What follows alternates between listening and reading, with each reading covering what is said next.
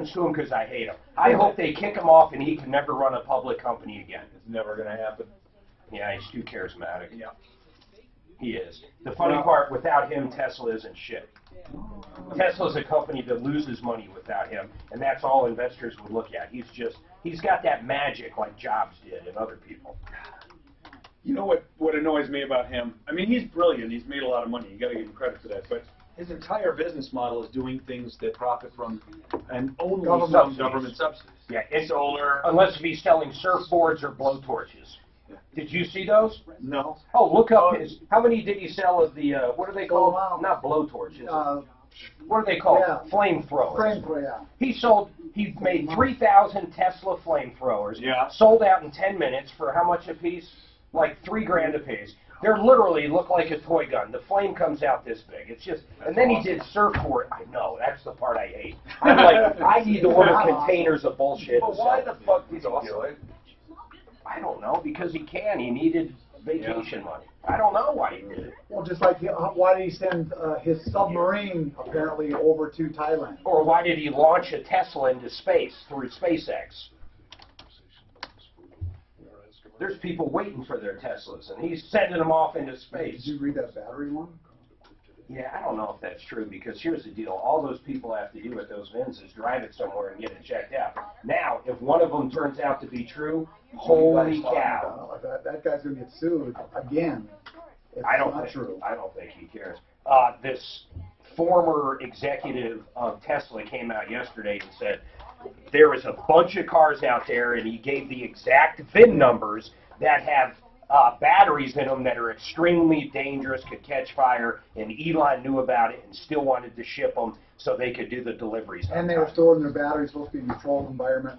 They're throwing the old batteries like outside on this old airport or something. So if you need a lawyer for a serious injury case or a wrongful death case, I respectfully request that you allow me to Musk gives long history about you have to do a disclosure on a percentage fee basis. on sale. What? I want to hear you. I'm trying to say They have to be his what happens if it's not? Dan, I think that if you had to sum up Musk and his success is gravitas. They agree or don't agree with all the seller's property disclosure, right? He's got, you have the right to say no on that. He employs what's called gravitas. If the seller knows something knowingly, they still have to disclose it, rather on the call. Socially elite, Okay. Does that where make sense? people want to be with. So they don't have to use the real estate commission It's what approved presidents have. property disclosure if they choose not to. It's both. But it's still practice because lot they of have to people disclose have- what they It's do. what Obama Okay, who had. has that offer? The seller or the buyer has The seller has it. It's The not seller has the defined. offer, okay. It just This is what they're declaring that. No, I agree with it. It's almost an Did you guys energy. hear that? They do not have to have a disclosure for real estate. Well, they have to Wait a disclose. minute. They have to disclose what they know. They just don't have to use the seller's property disclosure sheet. Right. They don't have to use that sheet. Doesn't the real estate commission issue those? They do. And they don't. So you don't even have to use a state-approved contract. No. No, but they want you to. I know. Yeah. Just like they want you to use the disclosure. Right. But there's no law against it. No, I mean the realtor. If I'm not mistaken, guys, and I would have to double check this. I believe we as agents have to use them. If the parties decide to use their own attorneys or contracts, they could do that. But we have to use the That's Colorado. right. When I You bought have my to use building, the- I used my own. But there must be a disclosure at the time of a transaction. You have to have disclosure. Yeah. You don't have to use the Colorado real estate approved. But there must be written disclosure, right? Oh yes. So it has to be some type of a form. Yeah. No, it doesn't have to be. You have to- form. no, you just have to have You just disclosure. have to, in writing, put. Well, Like, so this is a dry Frank, I don't know this. This is a I'm dry not need to know. understanding either. we need to know this. So that, because Do you have? Let's say there are no issues. Yeah. Does there still have to be a disclosure? No problems, no problems, no problems, because that's a disclosure. No. Are In you fact, sure? Oh, you're saying they have to disclose issues. Well, yeah, that they know about. Yeah, we know that. We Yeah, know but that guys- part. But I'm talking about the inverse. No, Do they smart. have to disclose no issues? No, Tom, with the new property disclosure, it's either yes or nothing, or it still could be nothing. The whole thing. I'll show you. I'll show you on the break. The Troubleshooter. Hi, Tom Martino here. Welcome to the show, the only show of its kind anywhere in the universe. And this hour brought to you by True Stem Cell Therapy. It's one of the biggest ripoffs in history, the fake stuff. So this hour brought to you by True Stem Cell Therapy. Please free up the phones. People cannot call in right now. 303-713-TALK. There we go. I'm sorry if you were trying to call. The phones were locked. 303-713-TALK. 713-8255. If you need to get in, you can call right now and get in immediately. We also have another number that works 24/7, and that's 303-MARTINO, 303-627-8466. Welcome to the only show of its kind anywhere, going on 40 years in Denver, 45 years elsewhere. It is a big show when it comes to money, recovering millions of dollars for people. In fact, hundreds of millions in cash, merchandise, exchanges, refunds, and services. Now, one of those complaints we get a lot of is stem cell therapy. People spend so much money, up to $20,000 for fake stem cell therapy. They think they're getting stem cell therapy, but these chiropractors, mostly they're chiropractors with nurses, they do amniotic fluid, and they call it stem cell therapy. Please be wise, okay? There is a seminar coming up August 21st. You can call about that, but you don't have to go to a seminar to go to Centeno Schultz. If you're having issues with arthritis or pain in joints anywhere in your body and you're thinking about stem cell, talk to them. You may not need stem cells. That's what I love about Centeno Schultz. They're real MDs, and they will tell you if there are other less expensive alternatives or if stem cell therapy is the one you need. And the seminar's August 21st, 303-963-9201. 303-963-9201. Centeno is with C-E-N-T-E-N-O, Centeno, Schultz.com, and they're on my referral list, referralist.com. How are you doing? Today we're talking about real estate and mortgages and everything related to properties, plus anything you bring to us, because as you know, we never have a one-topic show. Okay, so before I take Tim about a company that went out of business, Mark, did you have something to say? Yeah, you know, it's a sad day. Aretha Franklin. I know. Dead. Did you know? I love her. I know. I love her music. The Queen died on the same exact day as the King of Rock and Roll. Isn't that amazing? Wait a minute. Elvis died? Elvis died today. And Aretha died on the same exact day. So the Queen of Soul. Can you imagine? And the King of what? On the same day. And then let's not forget Michael Jackson. Of course, he didn't die on the same day, but he was the king of pop. We have lost so many great musicians and performers over the last 20 years. I'm not the only other one, the greatest of the greats, the Monkees. I hope they're not all passed away by now. My God, will you stop with that? Tim, hello, Tim. I'm Tom Martino. What about this company that went out of business? Hi, Tom. Hi. So we hired a contractor to do work at our house, and they did. Is it the same old story? Money down and they disappear? No, they did not disappear. They stayed through the end. How much money did you put down?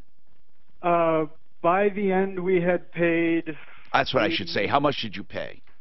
$78,000, 78 and change. What did you have done? We had an attached garage put on. We had hail damage repaired, or so it was supposed to be. What else? So new roof, new gutters, new skylights. We Okay, had what else? Additional skylights put in, and the house re-sided. Okay, what else? That in the garage included. Okay, so the garage, hail repair, and siding, and you paid $78,000. And windows. And you paid $78,000. And yep. What is the problem today? There are multiple problems. When were they completed with the job? And I don't mean complete in your eyes, but when, you know what I mean. When were they completed in their eyes? We fired them, I want to say 3 weeks ago, and they were supposed to be done. And, how much of the job is complete, if you ask them? What I'm trying to get at, Tim, is I don't want to nitpick here. Is basically the job done and you fired them because there's a few things that need to be fixed they're not addressing, or is the job only half done? Can you give me a percentage of done? Oh, the job is virtually done. Except for issues that they won't address? Is that what it is? Well, it's not even that they won't address. It's that they can't address. Like, give me an idea of the biggest problem that they can't address or won't address. The most pressing problem is that our brand new roof leaks in multiple spots. Okay, well, that's a big one. Roof leaks. Yeah. What else?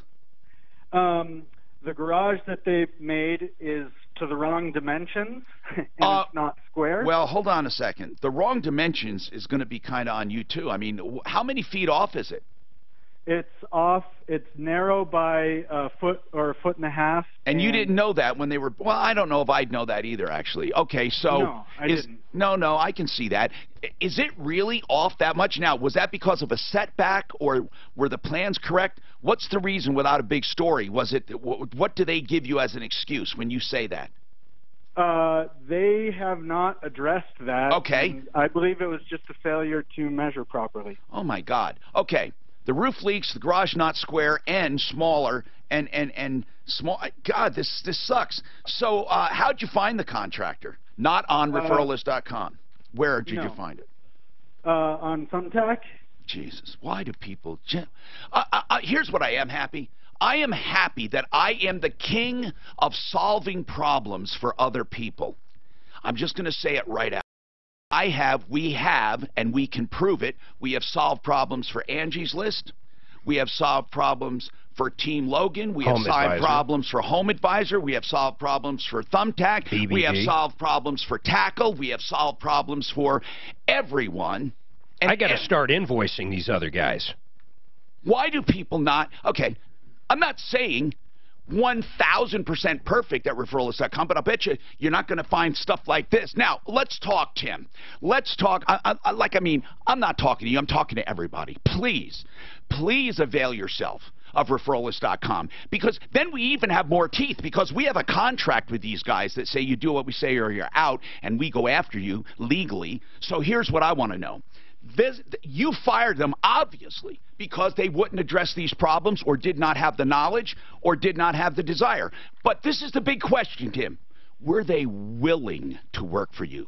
Because all they have to say is, well, he won't let us back on the property. We were willing to fix everything. And, you know, if you went to court, a lot of times judges say, well, you got to give people an opportunity unless the problems are so egregious that they can't be fixed. So, did they have the desire? On the roof, they had the desire to work with us. However, we gave them 3 opportunities to fix it. More than enough. What else? More than enough, Tim. And I really appreciate your storytelling. You don't give a lot of crap. What about the garage? What did they say about that? That has not been addressed. And then what do they say in general? Why? Oh, no, I have a better question. Why'd you fire them? Because they were incapable of doing the work. I had another contractor come out to assess the roof. Yeah. And I was just aware of roof leaks. Yeah. The roof was installed improperly. They used the wrong materials. Really? The list goes on on and on. Tim, does it have to be completely re-roofed? In my opinion, yeah. Not your opinion. In that roofer's opinion, or by... No, seriously. Oh, yes. By that roofer's opinion, by that general contractor's opinion, there are enough flaws throughout the roof that there is no way to guarantee that what you can't see... All right. If you add all this up, the defects, without exaggeration, what would it cost to fix? Just on the roof, I'm guessing it would be $8,000 to $12,000. Okay, let's say 10. What else? All the gutters, they had 3 opportunities to fix. What's wrong with the gutters? Several of them are still hung up improperly. One of them fell off the house. But that can be fixed for, that's not going to cost too much to fix, right? I don't know. All the drip edge is the... Well, okay. You need to get an estimate so we can have some damages. What are you going to do about this? I have... The contractor, fortunately, was insured, and I have contacted the insurance company and opened a claim. Unfortunately, they gave me an adjuster who is out of the state of California. Have you contacted Thumbtack? I have not. You ought to. Okay. I'm not saying they owe you anything, but they should at least be aware. Yeah. I mean, you know, so the next thing, what do you want us to do? I just wondered, I'm at a point where I've actually contacted a public adjuster, and they referred me to a lawyer. So, why a public adjuster? Because the adjuster that was assigned to me by the insurance company was not returning my phone calls. You mean or my that? You mean that the contractor's insurance company? The contractor's insurance company filed my claim. No, I mean what adjuster was not returning your calls? They contract out to a What insurance adjuster? The insurance adjuster for your insurance company or the insurance adjuster for the contractor's insurance company? Which for the adjuster? contractor. Okay, good. You did a good thing. Now, here's the thing, Tim. We need to figure something out here. First, we got to warn others. What's the name of this company? Which company? The company that you paid $78,000 to. Smith and Gomes. What? Smith and Gomes. M-I-S-S? S-M-I-T-H and G-O-M-E-S. Smith. But they're now defunct. They're out of business? Yes. Well, the insurance is the only hope you have. Yeah. They're out of business. Who are the people? What are the names of the people behind Smith and Jones? Gomes, G-O-M-E-S. Okay, what's the names? Give me the first name and last name of the main guy. Matt Smith. Matt Smith. Okay. And do you have his phone number? I don't have that in front of me, and I'm not going to say that over the air. That's not. I'm not asking for it over the air. Do you want our help or not? Because if you want our help, we're going to harass the hell out of these people, and we're going to go and play hardball. Do you want it or not? If you want to be Mr. Nice Guy, do it off the air. Get his decision, Suzanne. Don't waste my time. When you call about somebody who took $78,000 from you and did a terrible job, well, you know what we do? We do a lot, but when you call this show, it's really akin to calling in the cavalry. And we will kick ass. Again, if you don't want to play hardball, don't call. Now, I'm not saying we have to go right away with the big guns. We'll give them a chance to respond. But this is a big deal, people. Hey, Flexident is the place to get your car done for hail damage or, for that matter, any dings or dents where you don't have paint damage. Think about that when you look at your car. It's the way to do it without detracting any value from your car. Because other body shops, if they do the pulling and the Bondo and all of that and the painting, the value goes down. It doesn't with Flexident. FlexidentofColorado.com, immediate openings, and $500 discounts for big jobs. And they'll tell you if you're a candidate or not. Several locations, they can get you right in. FlexidentofColorado.com, 303-619-6273. Hello, man. How are you? Good, man. Hey, Stephanie, how you doing? Hey, I'm good. How are you? Does the guy want help or not? Good, how are you? Does the guy want help or not? I haven't asked him yet. I have to run something by guys. Hi, Steffi. Okay, I'll ask him. Okay, so this is good. This is a good real estate deal. Did I know you were coming in? I thought you were going away first. Well, I am.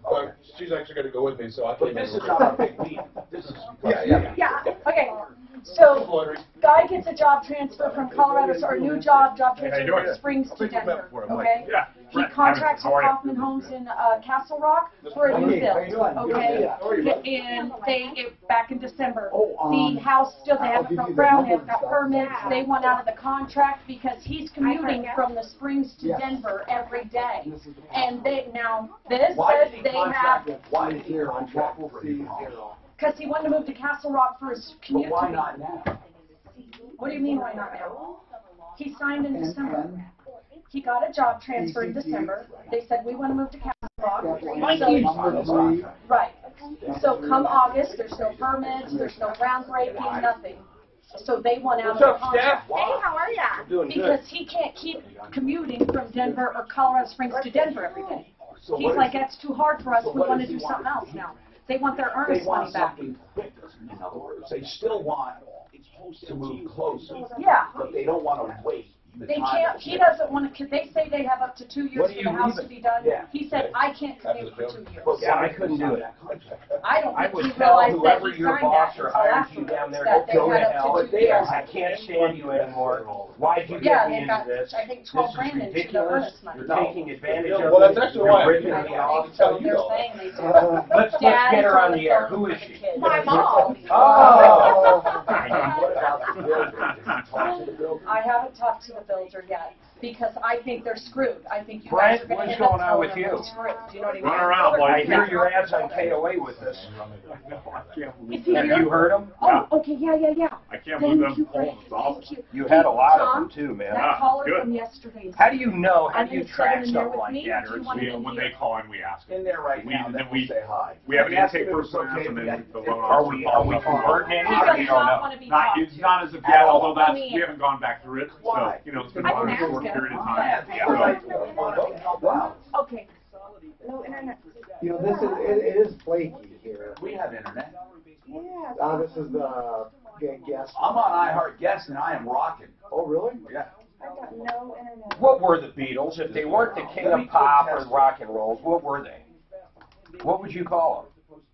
The Beatles? I Yeah. don't know, actually. They're not. I guess they are the pop, but they're not the king of Well, pop. they're rock and roll pop. They're Okay. Brent, wouldn't you agree that the Monkees were way better than the Beatles? It just took the IT. You know, I went There you go. That's what happens sometimes. I was absolutely not. He's a guitar I player. will. Look at him. I didn't know he was over your shoulder. That's right. That's right. Neanderthal when it comes to In 1967, the Monkees sold more albums than the Beatles and the Rolling Stones put together. Explain that phenomenon. Well, I explain it as All greatness. right, my lines are full anyway. I'll get it to you from the next break. Very good. Dan agrees with me, right? What's that? That the Monkees rock. Okay, good. See?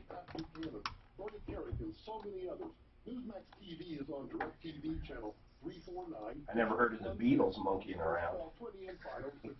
Beatles, they had their own show too, though, like the Monkees, didn't they? Failure. Did they have a little comedy show? A cartoon show? Yes. Oh, they did. There was a cartoon Beatles thing. Failure. There was no monkey. Yeah, the Beatles are a definition of failure. What you say? I didn't say I said their TV show. The greatest band that ever hit the surface of the earth. well, the In few their impact, I mean. bands you can turn on and listen to everything. Oh, Yellow Submarine, you love it? It's good. Ah! Now I know you're full of shit. But that was written as a joke anyway. You know who wrote it? Oh. Here, Ringo wrote it. Ringo. Or wait, I don't know. At the time, he may No, or may no, not have he's been saying under it. I don't some actually sort know. of hallucinogen. Beatles on drugs, get the hell out of here. It was Bibles and something. How about Cuomo? Is that not the best quote you've ever heard in your life? Coming from a Democrat. America was never great. I mean, No way. so you didn't know that? No. Oh my God, Really? it's blasted everywhere. He said it. The sound bite is the best. Hi, Tom Martino, Colorado Tinnitus and Hearing Center. Call them if you have any issues at all with hearing. Any issues. Now, some people have tinnitus, some people have hearing loss, some people have both.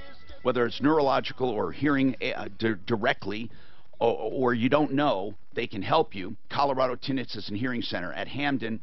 And, I love this new office, by the way. Clarkson and Hamden. And it's where that urgent care is. And Colorado Tinnitus and Hearing Center is on the second floor. Helpforringing.com. Please call them for the new digital hearing aids that interface with your cell phone and the new Desyncra treatment for tinnitus. And these, one of the few in the country that have it. And it's really remarkable, a permanent fix. 303-534-0163. 534-0163. Colorado Tinnitus and Hearing Center. I'm Tom Martino. Today is Real Estate Day. We have Stephanie Thomas from the Colorado Springs area. Frank Duran, the real estate man from Castle Rock North. Oh, my God, we love Frank, you know, as a friend. And then we have Brent Ivinson, Ideal Home Loans, to talk about loans and whatever you want to talk about.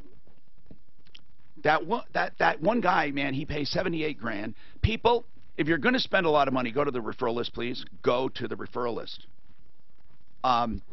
You know, goodness gracious. What else can I say? Mark, what's going on, man? This is a terrible problem. Now, you're calling for your kids, I guess, right? We have a letter from you. Yes, you do. All right. So, to make a long story short, your son and daughter-in-law, right? Or your daughter and son-in-law? Daughter and son-in-law, yes. So your daughter, the kids, let's call them the kids. They're not kids, but the kids, they're going to move because they want to move closer to Denver for his job. He's in the Springs. He contracts with a company to build a home. Okay. What's the problem? Well, Kaufman Homes in Castle Rock, Colorado, took their deposit. They How much of a deposit? Contract. I'm sorry? How much of a deposit? I'm, to be honest with you, I don't know the total amount. It looked like roughly 12 grand, Tom, roughly. Okay, keep going, sir. Keep going. Yeah, I didn't know the exact amount, but they gave a deposit, they entered into the contract, and they were given a completion date of November of, I think, this year, according to what I saw on the paperwork. When did they sign the contract? 12/26/17? Yes. Okay. And I don't see a completion date on this contract. No.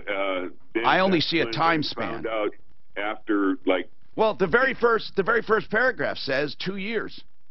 Yeah. Well, 2 years would be... I'm not trying to give you a hard time. I say that right up front because people say when I play devil's advocate, it sounds like I don't want to help people. But I believe you help people first by pointing out their weaknesses in order to address them. So right off the bat, the contract gives them till December 26, 2019. Okay, so yes, what happened? What happened? I understand that. Yeah. When May and June rolled around of 2018, and they hadn't even not only broken ground, but hadn't even pulled the permit. But what difference does that make if the contract gave them? Okay, then, sir, my daughter and son-in-law have two small infant children, a 3-year-old and an infant under 1 year old. They both work. Mark, listen, yes, man, I don't think you got the point I asked. Here's what I'm trying to get across. Because if we don't address this, we're going to have a problem. Please take it in that spirit. It doesn't matter what their circumstances are. The contract says these guys can take up to 2 years. Now, I once contracted to have something painted, a vehicle, and the guy said it would be done by a certain date. I went there 2 weeks before the date, and he hadn't even started prepping it. I was so pissed off I couldn't believe it. But guess what? It was done on time. So it doesn't matter when they broke ground. If they have a contractual obligation, you can't jump to the conclusion that they're not going to be done. So that's what I understand the reason they needed a home quicker. I totally understand you, Mark. That's why I am shocked they did this contract to begin with, which spelled out in the very first paragraph that it will take 2 years. Or no, it could take up to 2 years. Go ahead, sir. I'm sorry. Go ahead. Yeah, if I'd have seen that, yeah. I'd have advised them strongly against even. You know, but here's the problem with a lot of contracts, Mark, and you and I both know this happens. How old are you, Mark? 68. Okay, we're in the same ballpark. Here's exactly what probably happened. They probably said, "Oh man, I know the contract says this," or they may not have even said that, but they say we can usually get these done in 6 months to a year. You know, they probably. I'm not doubting somebody probably said something. And if it was a strong enough something, and if it could be substantiated in several different ways and in writing, it could be called fraud in the inducement. Yes. We all know that salespeople will sell anything to sell something. Yeah, they'll sometimes. say anything to sell something. Oh, my goodness, sometimes. So do you think they have anything in writing or anything at all that could be called, now this is before they signed it, do they have anything at all that would get them to sign it by saying this usually takes us, you know, or we probably can get you in by Christmas of 2018? Do they have anything like that at all? Not anything printed or any document that would state that. Like I said, it probably just between the salesperson and my daughter and son-in-law. Before they signed, you think? Yeah. Well, if you could get, anyway, if you can get somebody to admit that, it's going to be hard. Here's the deal, okay? By the way, people, fraud in the inducement, I'm not trying to give you legal advice. I'm telling you what exists. That exists. That means if somebody lies to you to get you to sign something, even if what you sign isn't in line what they promised you, if you can show they defrauded you to get you to sign something, it's kind of, well, it's not kind of, it could be construed as fraud. Now, let's talk about this. They want out. They don't have a good excuse because it's way before December 26, 2019. However, it's my belief, it's not a law, it's my belief, if a company did not have any losses, let's face it, if they haven't done anything, why not give the money back? Yeah, but that house could sell for less now than it sold for when they bought it. I don't know. No, it's going to sell for more. Well, that's what I'm saying. I don't know. It's hard to speculate. I'd say this company would be hard-pressed to say they would have a loss. What about you, Mark? Doesn't the fact that they probably already resold the lot or the property, however you want to determine it? Well, when did they cancel this? When did they cancel? Enrichment? How much did they sell it for? No, he has a good point. Mark, if they did resell it, did they resell it? From what I understand, yes. Okay, They've already resold the lot. Now, if they resold it and substituted this contract with virtually no loss at all, there is something in real estate, but this is not really a real estate contract, but there is something called liquidated damages. How does that work? Frank Duran, the real estate man, or Stephanie Thomas, talk about liquidated damages that you check on the contract. The buyer would either lose their earnest money, or if it's checked, they would be forced to purchase the property or be taken to court to be forced to purchase the property. If they don't have liquidated damages. That's correct. Right. But Well, I think you can see by the documents they were given a 50% refund. Oh, okay. I didn't see that yet. Okay. So why did they do the 50%? I have no idea. All that Did they have to sign? Hold on. This is really critical, Mark, and I don't want to waste any more time. Did they sign a settlement statement to get the 50%? Yeah. Then it's over.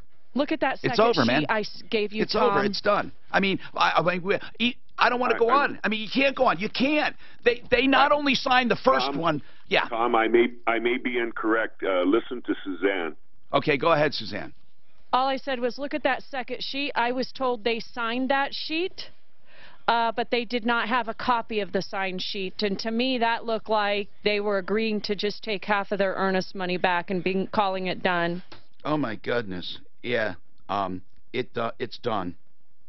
Yeah, because they were, man. Behind a rock and a hard place. And yeah, but Mark, they've already bought another house. Mark, first and foremost, listen, seriously, pretend he's not your son or your daughter.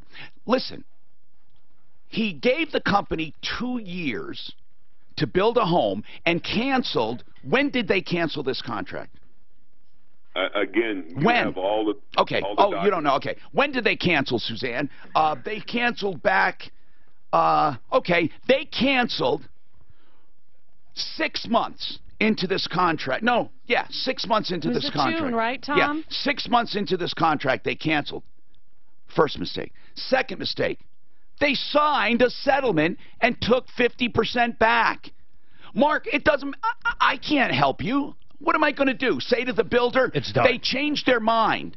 They don't want to settle. Well, okay. If that's the case, are they willing, Mark, if they want to fight, listen, this is only fair. If they want to fight that they did not mean to sign this settlement, would they give the $6,000 back and then fight for the full $12,000? Because that's the proper thing to do. They fraudulently led the builder to believe that he could settle it for $6,000 and sign their name. Are they willing to give that money back? No, they didn't give the seller that idea. They were between a rock and a hard place. They had to find housing. Mark. And they already purchased another house. Mark, they gave the builder the notion in writing and verbally probably that they would settle for 50%. Here's why. Otherwise, did they say, we're going to sue you anyway? Of course they didn't. Listen, I wasted too much time. I'm sorry, Mark. You're not going to like me anymore. Fine. You know what, people? You got to live with facts. You got to live with facts. I think I helped this couple. Don't waste your money because you got $6,000 in it, okay? For $6,000, I would not hire an attorney and pursue this. 303. And by the way, Mark, you had a good point about that unjust enrichment thing, if they were double paid. If they hadn't signed their life away, listen, look, go see attorneys. I said I wouldn't do it. Go see an attorney. Get a real paid consultation. Do it and see what they say about it. Oh, my God. You know, Buy and Build, by the way, is the place I would go if I'm looking to do a home improvement project, if I'm doing it myself, or I have a contractor. Buyandbuild.net. You got to take a look. Below, and I said below wholesale prices, and I mean it. In fact, they're so below wholesale prices, you're going to scratch your head. Light fixtures, 1/10 of the price at these big lighting stores. I don't know how these big lighting stores stay in business with Buy and Build. And plumbing fixtures, the same thing. Cabinets, I put cabinets in my garage because they were so beautiful. Shaker line, they have good and bad, they have up and down, they have all quality of cabinets. So I put top-of-the-line cabinets in my garage because they only cost me $2,500 with the granite. And guess what? That was $2,500 compared to $25,000 at a big box for lesser cabinets. Buyandbuild.net, 4800 Washington Street.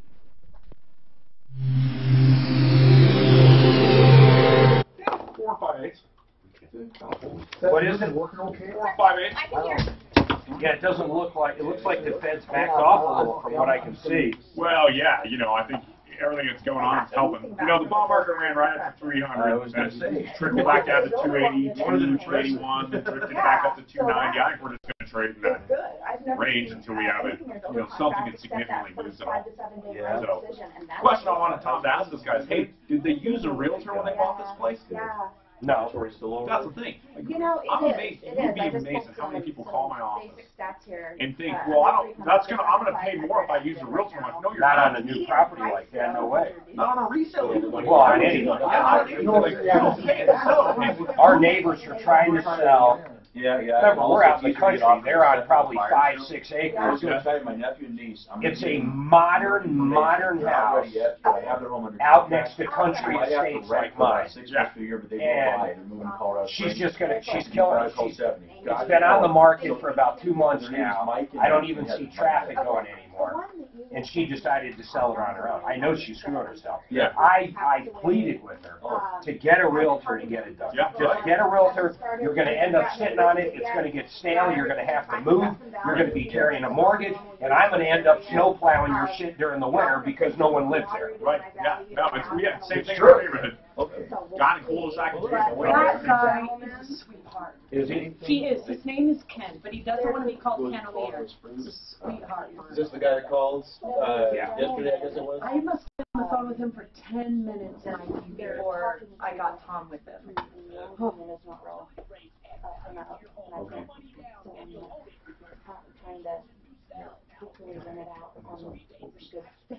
Switch back for people who don't like looking at it. He pretty much came in and told him. Okay. If you saved him up for retirement, you feel like had a couple of more friends who taxes could be the bully in a little bit. You'll win him over. We'll see. You'll win him over. I hope so. How you doing, my man? You doing good? Drove 2 hours to come watch Facebook Live while I'm sitting in the 2 studio. hours to watch Facebook Live. That's great. Yes. That's where I roll. Seems like a good use of time. Yeah, you know. That's fun. I agree. That way I can really get a feel for the delays. You know, Right, that's what it's yeah, all about, you know. I got you. Can we move where I'm not like stuck in the up position? How are you, Brett? Good, how are you? Oh, good. Oh, there we go. That's better. Good. So you grabbed your chair? Yeah. Thing I want Tom to bring up on the radio is, I'll guarantee you 95% those people didn't have a real estate agent when they went in and wrote that contract, and that's why they got screwed. Here's the thing. Every time. With a builder contract, though, Oh, yeah, it's if they got any earnest money Yeah. back, it's awesome. Well, but I think, Typically they won't. yeah, for sure, because the builder contracts are written completely. Completely We tell for the builder. all of our clients, they're like, what do you think about this? When they don't have a realtor, we go, I call an attorney and have them review it. Yeah, Don't, right, and you're right. crazy not to go in with a realtor because They're going to protect Yeah, your let's go interests. walk into a $500,000 purchase and let them tell me what to do completely. Right, and the thing is, if you have another realtor, if you got a realtor involved, the realtor's going to look. You damn well know you're going to put I thought that was a damn. I know, we're both there. Shit, the show's going on. Yeah, but the builder and the sales rep, people get a misconception that sales rep is there to assist them. They're not. They're there looking out for the builder. It is purely. Tom, a thing to point out, we used to see it all the time. These people they builder. don't use the real estate agent when they go to these new builds, and that's why I think they get jerked around as bad as they do. No, I know, because they don't have to follow the, right. even with the escrow money, they don't have to. No. Yeah, they're Well, all not only that. contracts are around. In a builder contract, I've never seen earnest money given back. Past like that 5 to 7 day right of I'm in my rescission early up front. 50s, and I really don't feel old, except for one thing. Hey, it's Ross Kaminsky, and that one thing is my hair. It's been thinning for years, and it bugs me almost every time I look in the mirror. But I'm going to do something about it. Mark, did you see that Ross bought a cool car too? Restoration. Bought a what? Bought a cool car? No, what he bought? No, as he gets that, he'll be traded out of that soon. Oh, really? Yeah. Sponsor thing? That's just too low. I mean, it's kind of like, it's a sponsor thing, but I mean, he doesn't want to keep a piece of junk that long. What are you talking about? Yes. Ross got a 1LE Camaro. He's driving a little Camaro. A little Camaro. It's like a Hyundai. It's a Hyundai Accent with a little bigger. That's a car dealer? Who? John Elway. No, Auto Nation. How the fuck is that? It's Auto. I think it's Auto. How did that happen? Hi, Tom Martino here. Welcome to the show. It's Real Estate Day. Art of Granite is really the art of saving money and running a business, the art of being an immigrant coming to this country with nothing and making a great business, the art of love of what you do. Let me just put it this way, okay? Here's how easy it is to describe. He does not charge anything except cost of material, wholesale, his price, not a penny more. Even if you buy it somewhere else, you use his wholesale account, he only charges for fabrication and installation. Does not charge for tearing out and hauling away, does not charge for the bathroom when you do the kitchen, and the cabinets are a little markup direct from the manufacturer. So yeah, he does charge for that, and then for fabrication and installation. That's Mitch Floria. He's the heart and soul behind Art of Granite, the American dream. He loves what he does. Let him do it for you. And the great thing, because he charges for fabrication and installation only, and of course a small markup on that cabinet, he can give you prices on the phone. Get your price, 303-386-5919. Try them out. Now, I urge you to compare apples with apples, because a lot of people might give you a price that sounds lower, but you don't get the lowdown. Mitch, he gives you a real price, 303-386-5919, artofgranite.net. Okay, let's talk. Stephanie Thomas said one of the problems, they didn't use a real estate contract for builders. Stephanie Thomas, who is with us today from the Springs area, and Stephanie's with Red Bow Realty down there. What do you mean, Stephanie? What I was saying is the builder contract solely benefits the builder. And a lot of people have a misconception when they go in that sales rep is there looking out for their interest as well, and they're not. And they think it's a real estate contract. Correct. It's not a real estate contract. And they think it's going to cost them more if they used a realtor. Yeah, absolutely. The builder will pay commission for the buyers to have agent representation. Okay, so you need to go in with a realtor like any other real had that estate contract deal. Had that contract been a real estate contract, what would have been different? Some things would have at least been pointed out that, hey, you know, you're agreeing to this open-ended timeline. And when I work with my I think it would be harder for them to keep the money, don't you? Well, no, not necessarily. Every new build I've ever had, I've never seen anything that allows a buyer to get earnest money back. There's only typically a 5 to 7 day right of rescission period right at the beginning. You have to look at your documents. You have to be on top with your lender. You have to have your ducks in a row up front to protect your interest. You know what kills me about that, Tom? How many new homes have you done, or how many have you built over the years? 4. Okay, and how many did you back out of? Well, most people go into buying a house with a pretty serious attitude. They don't decide to buy it and get out. Wouldn't you agree? They look at the contract. They know that money's going down as earnest money, and they're most likely going to get it back. First-time buyers. Okay. Hey, we were first-time buyers. Brent Ivinson, Ideal Home Loans. Listen, man, when you do a a finance on these? How do you do that on a new home that's being built like this? It's not custom.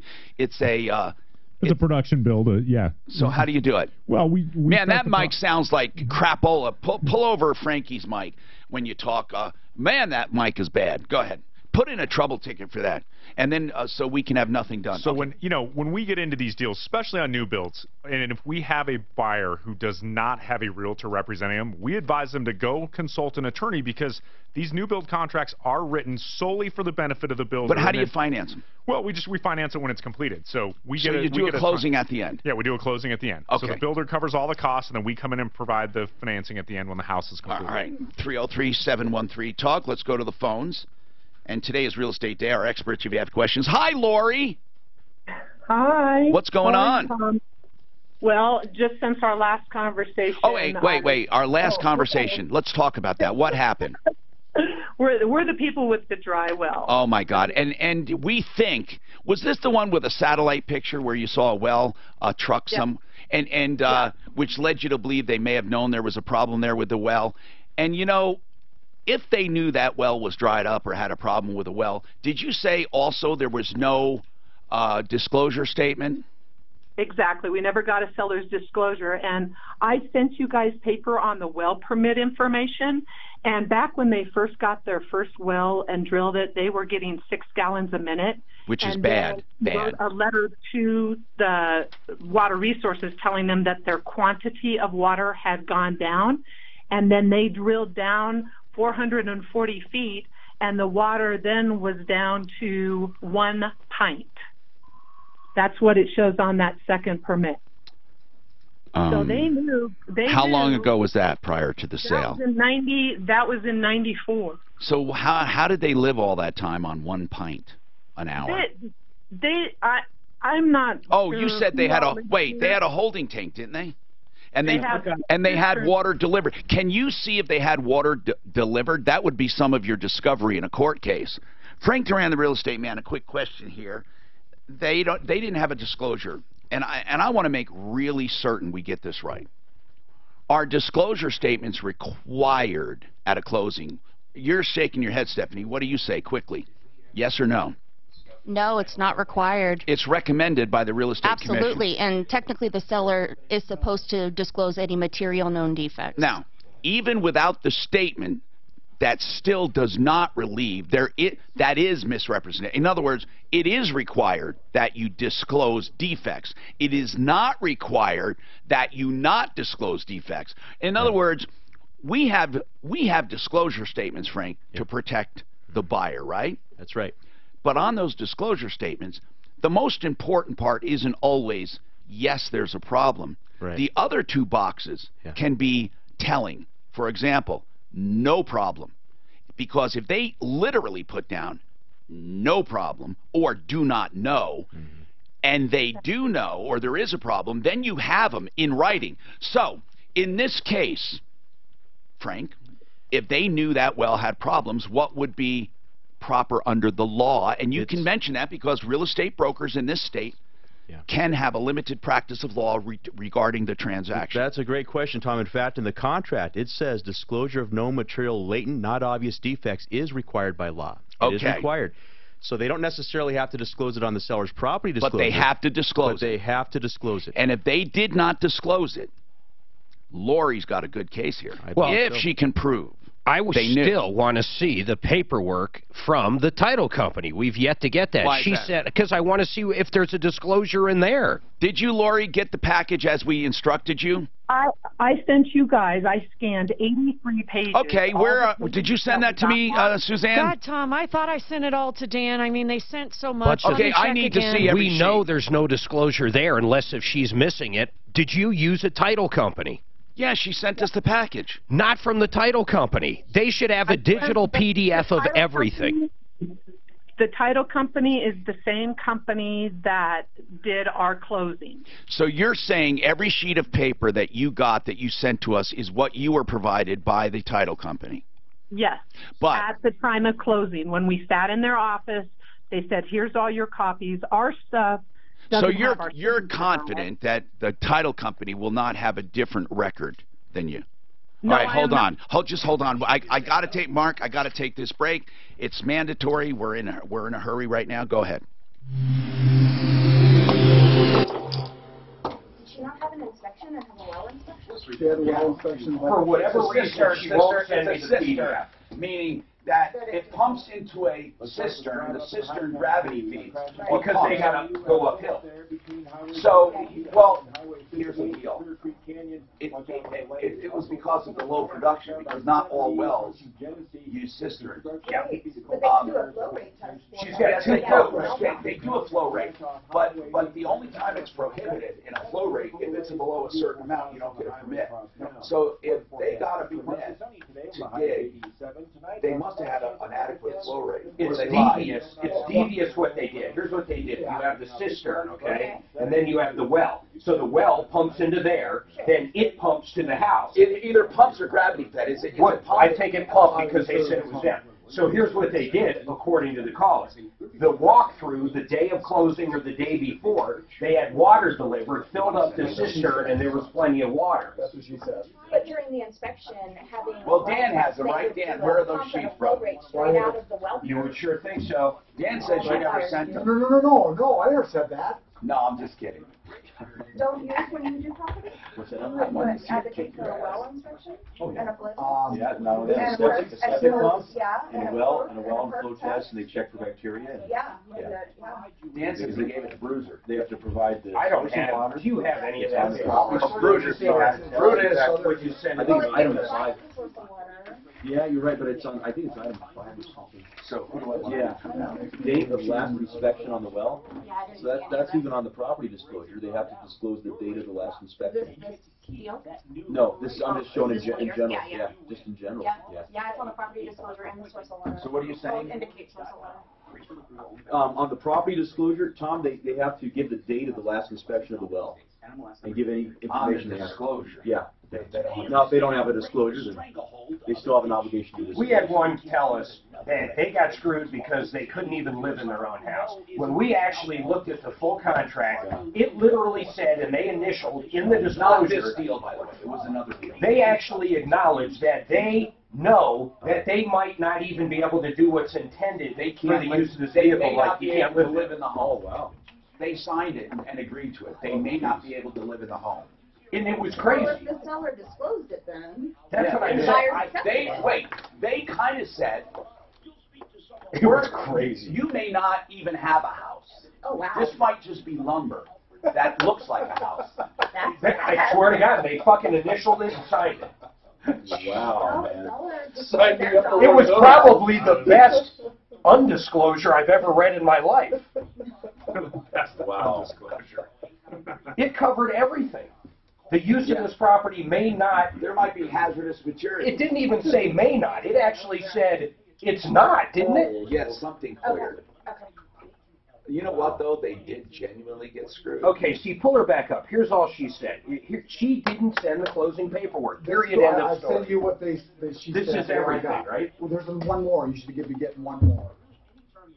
She refuses to send the title work. Oh, yeah, like, what's this going to do? I know. It's all these JPEGs, and they come up. She doesn't even scan them as a PDF. A little bit. Some. Yeah, there's still a lot. You know, it is amazing to me what $1 million houses. Here we go. American Land Title. This is I sent it to him. It's David, I found one of the best deals on the market, though. Yeah. You gonna get it? That was sent. I got to talk to Frank. It's beautiful. It's in the preserve. Is it really? In my opinion, I know what prices are and what they used to be years ago. This thing is way under. Oh well. Nice. Now that's probably. We're starting to see more and more stuff sit. But stuff over $1 million, you don't have bidding wars, do you? Much. Going through this. Do you think Dodd-Frank really helped in terms? I think it did. I think it helped. Well, I think it helped one thing though. It hindered. In terms of not just lending out money to anybody like they were last time. Here it is. Closing disclosure. Made it more. Yeah, I think. Yeah. You now have to. This is validate. Yes, they can. Yeah, this is the lender breakdown. Have a reasonable for the fact that we know they can pay for this.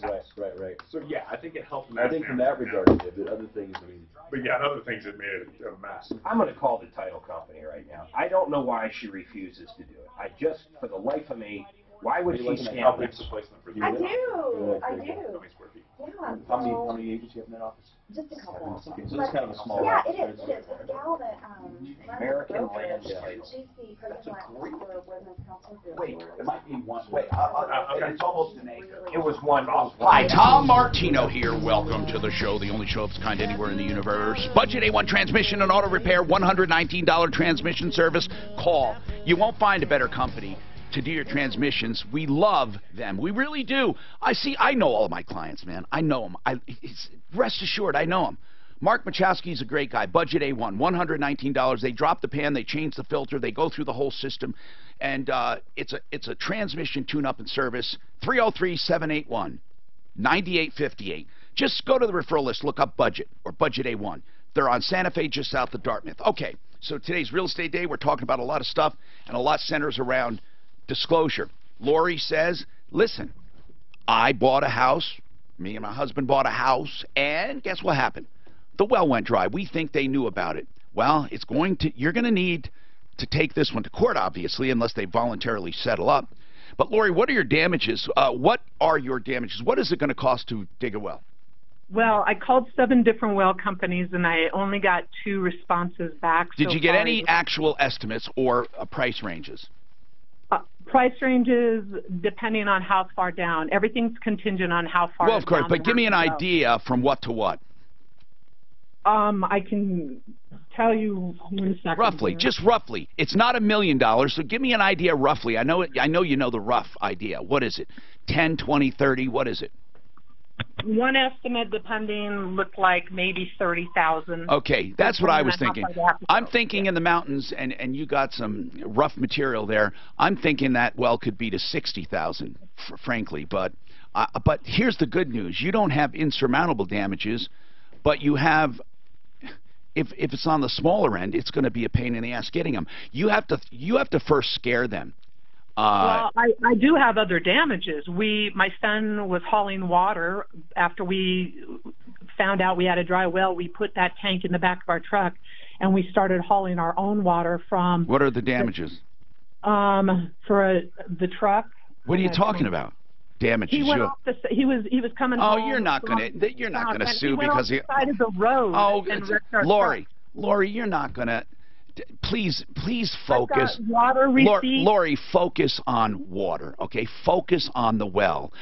I don't know if you'll get reimbursed for the water you bought.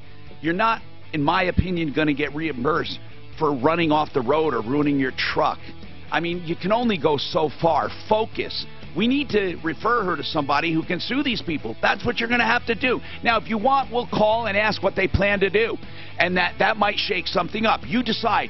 Suzanne, if she wants us to call during the break, if she wants us to call this seller, we will. I'm Tom Martino.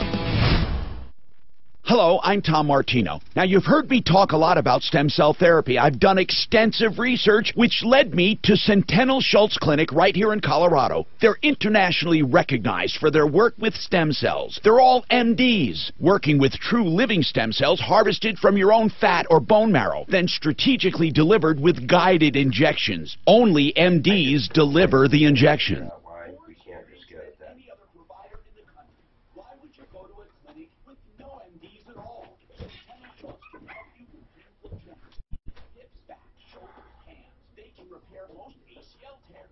I just smell an issue, man.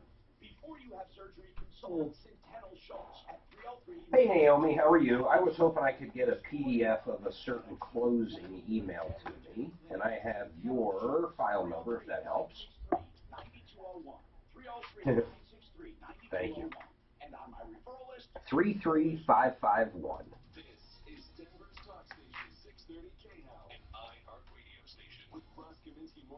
Just the entire closing file. I'm looking for just some certain information in there. I mean, that's it. I just really need the file. The seller actually sent me JPEGs of every part of it, and I am just not going to sit here going through every JPEG. I would much rather go through a nice PDF. Sure. So many people misunderstand. What is your email? Totally. Misunderstand what? Dodd-Frank. That law hardly even addresses anything consumer-wise at all. I hate to do this to you, Nancy. Start it again. And what? Or I didn't mean Nancy, but and then what? Got it.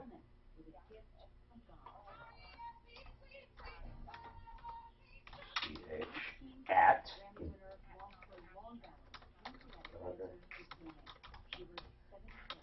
So you can just send me the whole file, right? I'll just put the subject up there, what file number. All right.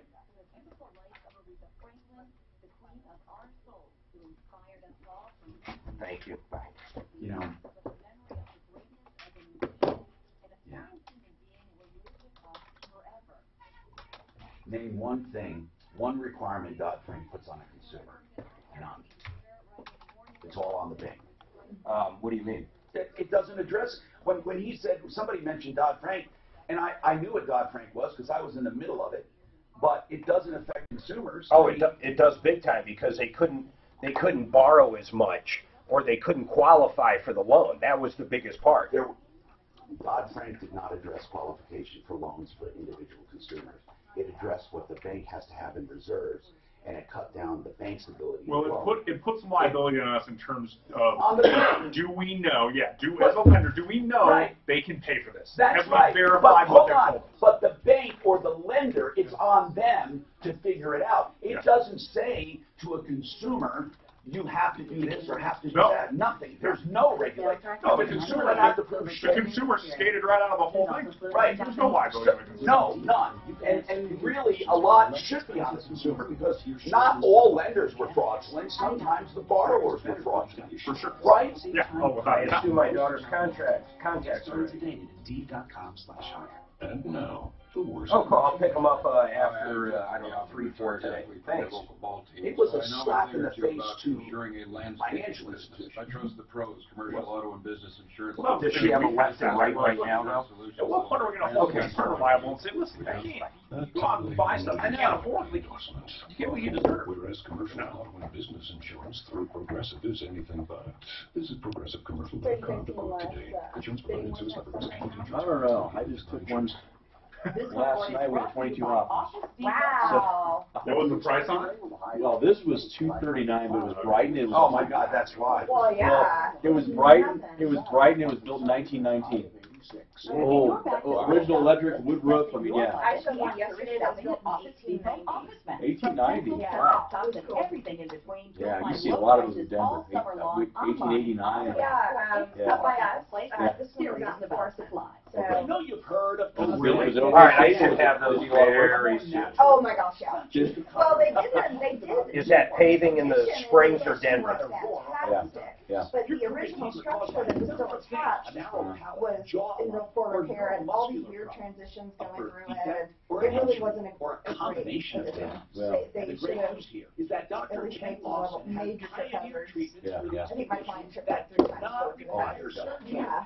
People love them though. Oh yeah. That well, the lot is fantastic and the views are gorgeous. So That's good right there. Years experience.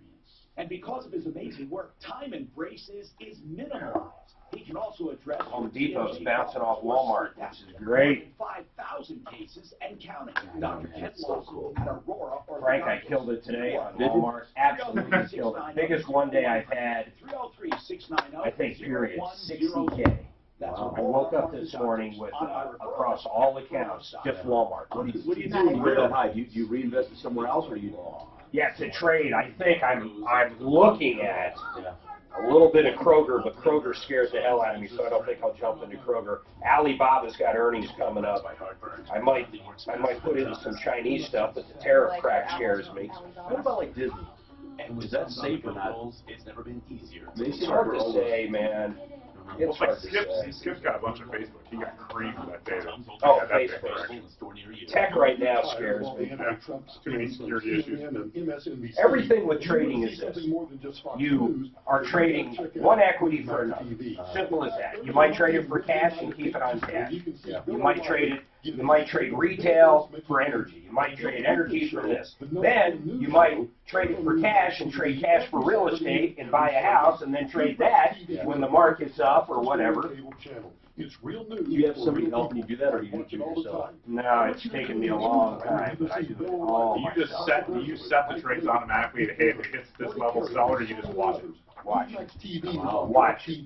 I won't say I don't have some triggers set up, but they're really, if those triggers hit, man, the world is on fire. Or the Dems just took took the House.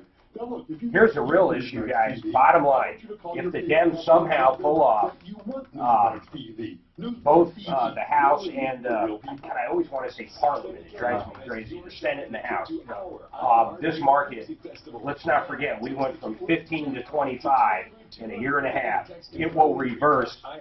They're saying they're going to get rid of the tax cuts. They're saying everything.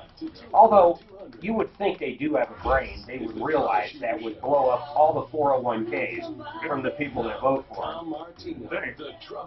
But the market will die. Hi, I'm Tom Martino. This hour brought to you by Fix It 24/7, where I don't think you can beat this deal for home services, plumbing, heating, cooling, electric, and drains. What's on your mind today? We want to help. I'm a consumer advocate. If you're just tuning in, please keep tuning in. You'll save yourself a lot of money. You'll learn about the current frauds and scams and things to watch out for. You'll also find out about the great referralist.com, the absolute positive original list, and we can prove it. The one 25 years ago or more that we were keeping track of the good guys, and we still do. So, help, information, and referrals. Fix It 24/7. Listen to this one. It's wonderful.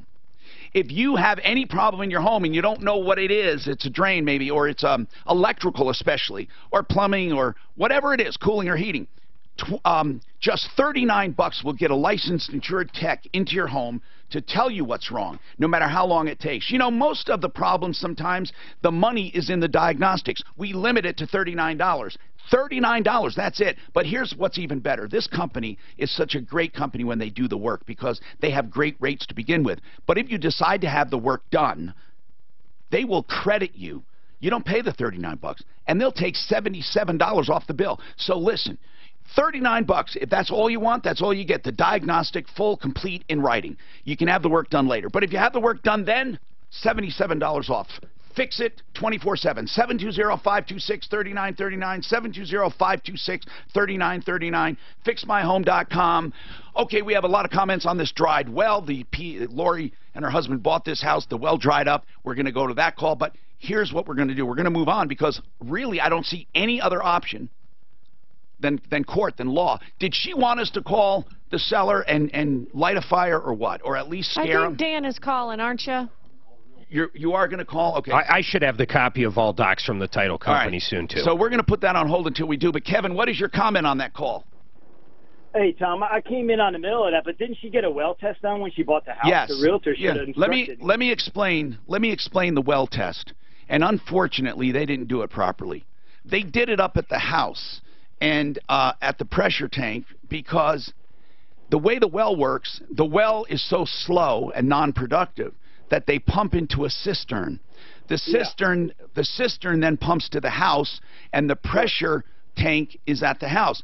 Now, very seldom do well tests, very seldom, when you have a home inspection or a well test, do they go to the well. Most people go to the pressure tank or inside the house, or they go somewhere else. But they very seldom literally check the well production. That's the problem, Kevin. But if you saw that there was a cistern there, wouldn't you think they would check from the well? You would think, wouldn't you? Recovery, though. They should have been able to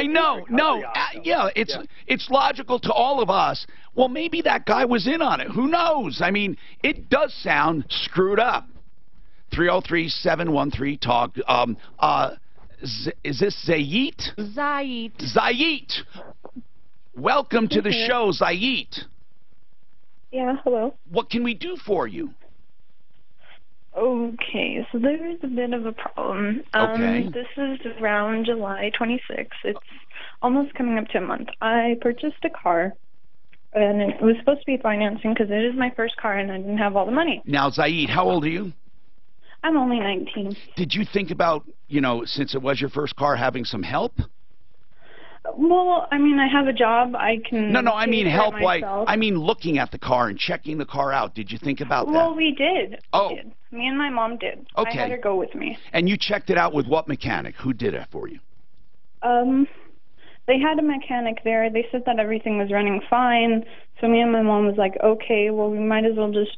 They gave us the keys to drive test it, and everything was fine. It was just a little harsh on the brakes, but that was perfectly fine. Okay. So we finally signed the papers. Everything seems fine. The car was only $8,600 something.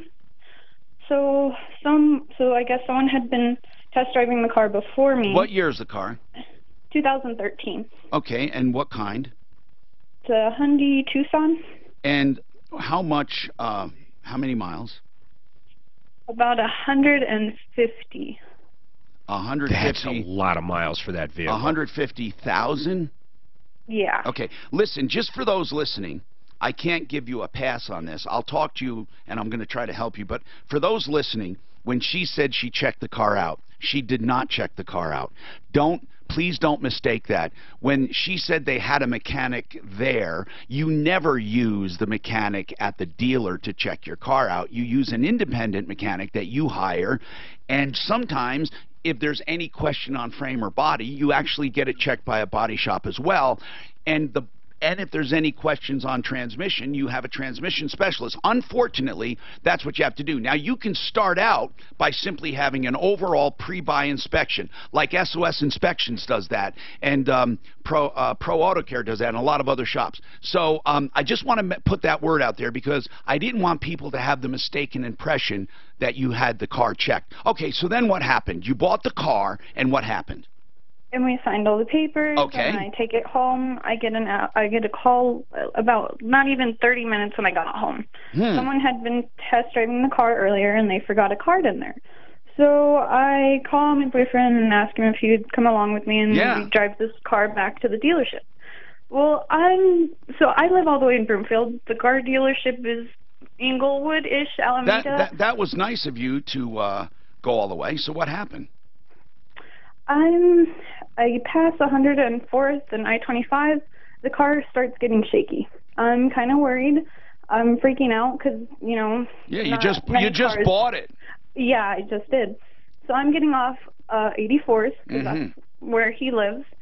I'm off 84th and I-25, and the car decides to shut off on me. I put it in park as quickly as I can because I'm freaking out. I don't know what the heck was going on. Now, how did you find out what was wrong with it? What, did you have it towed or something? Yeah, so I'm heading to his house, not even 2 blocks. I don't even make it 2 blocks. Yeah. The car starts smoking. It turns off. I have people yelling at me across the street saying that my car is on fire. Was it on fire, by the way? Like flames? No, that's what they said underneath the car, but I just saw a bunch of smoke. So what did it, in the interest of time, we do have to really just speed up a little. What did it, go to the end, what did it turn out to be? It turned out to be that the engine was blown. Oh, no. Oh, no. Yeah. And this is the same day or next day, right?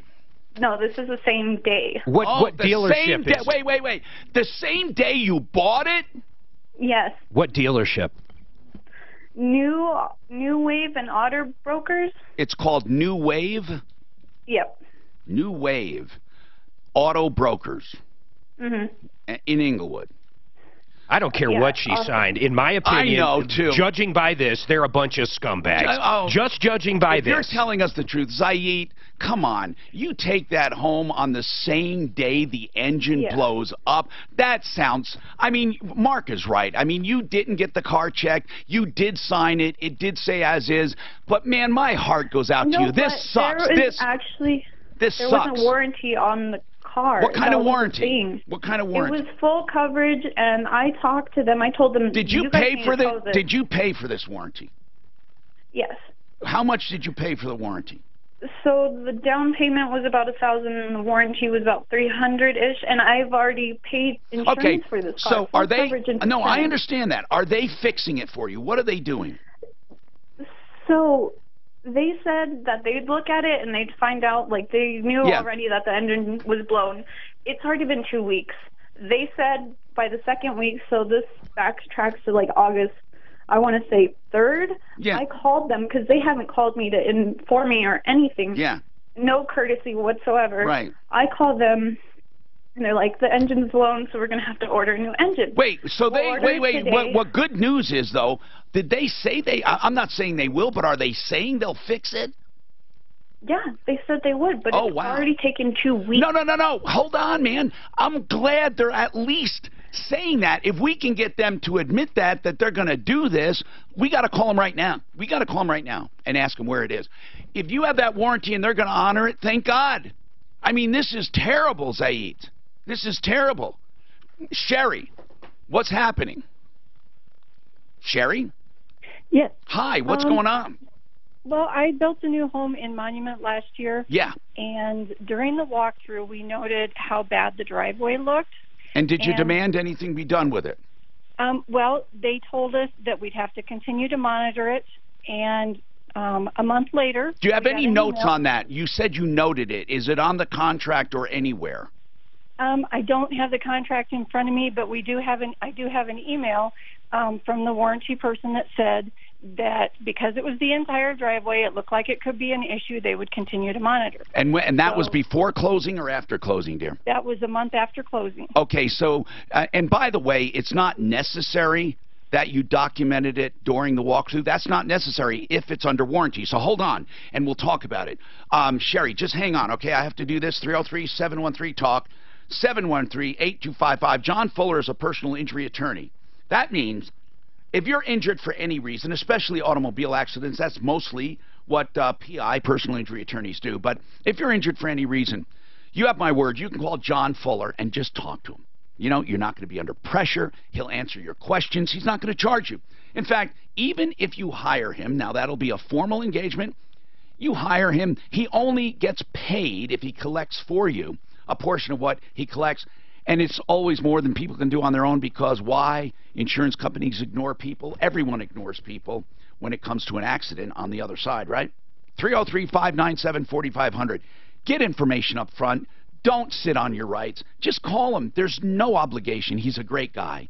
John Fuller. Now, look at referralist.com. Put in Fuller or John, okay? 303-597-4500.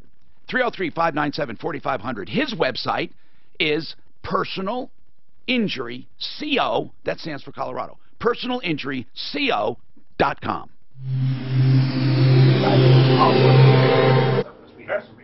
I'm sorry. Tom, I'm going to tell her that Lori on the well, just to take it off, because I've got a message into her. All right, just take her I off. think they're playing stupid. Lori, and we'll work on this. I think they're playing stupid. I think we need to... I feel so bad for Zaid. We need to have a few people call up that phone number. Now, they say they're going to fix it, though. Now, I know. I Well, just talked to whoever answered. And what did they say? Playing dumb. Like, well, I'll pass a message on. I could tell she knew what the fuck I was talking about, but at the same time, she was playing stupid. What did you pull up book on that car? Oh yeah, I got it right You here. paid what, $8,900 for it? Yeah, plus whatever financing. Yeah. Anywhere between that's trade-in, private party, 52 to 7. So not outrageous. No, not outrageous. I was looking at trade-in. Trade-in is 2 to 4. Well, it is outrageous considering the engine was yeah, no bad. doubt. Well, then they wrap it. Shit's about the insurance, right? Gap insurance, sounds like. What, for the life of me, why a high school doesn't teach this basic shit? Like when you buy a car, do this.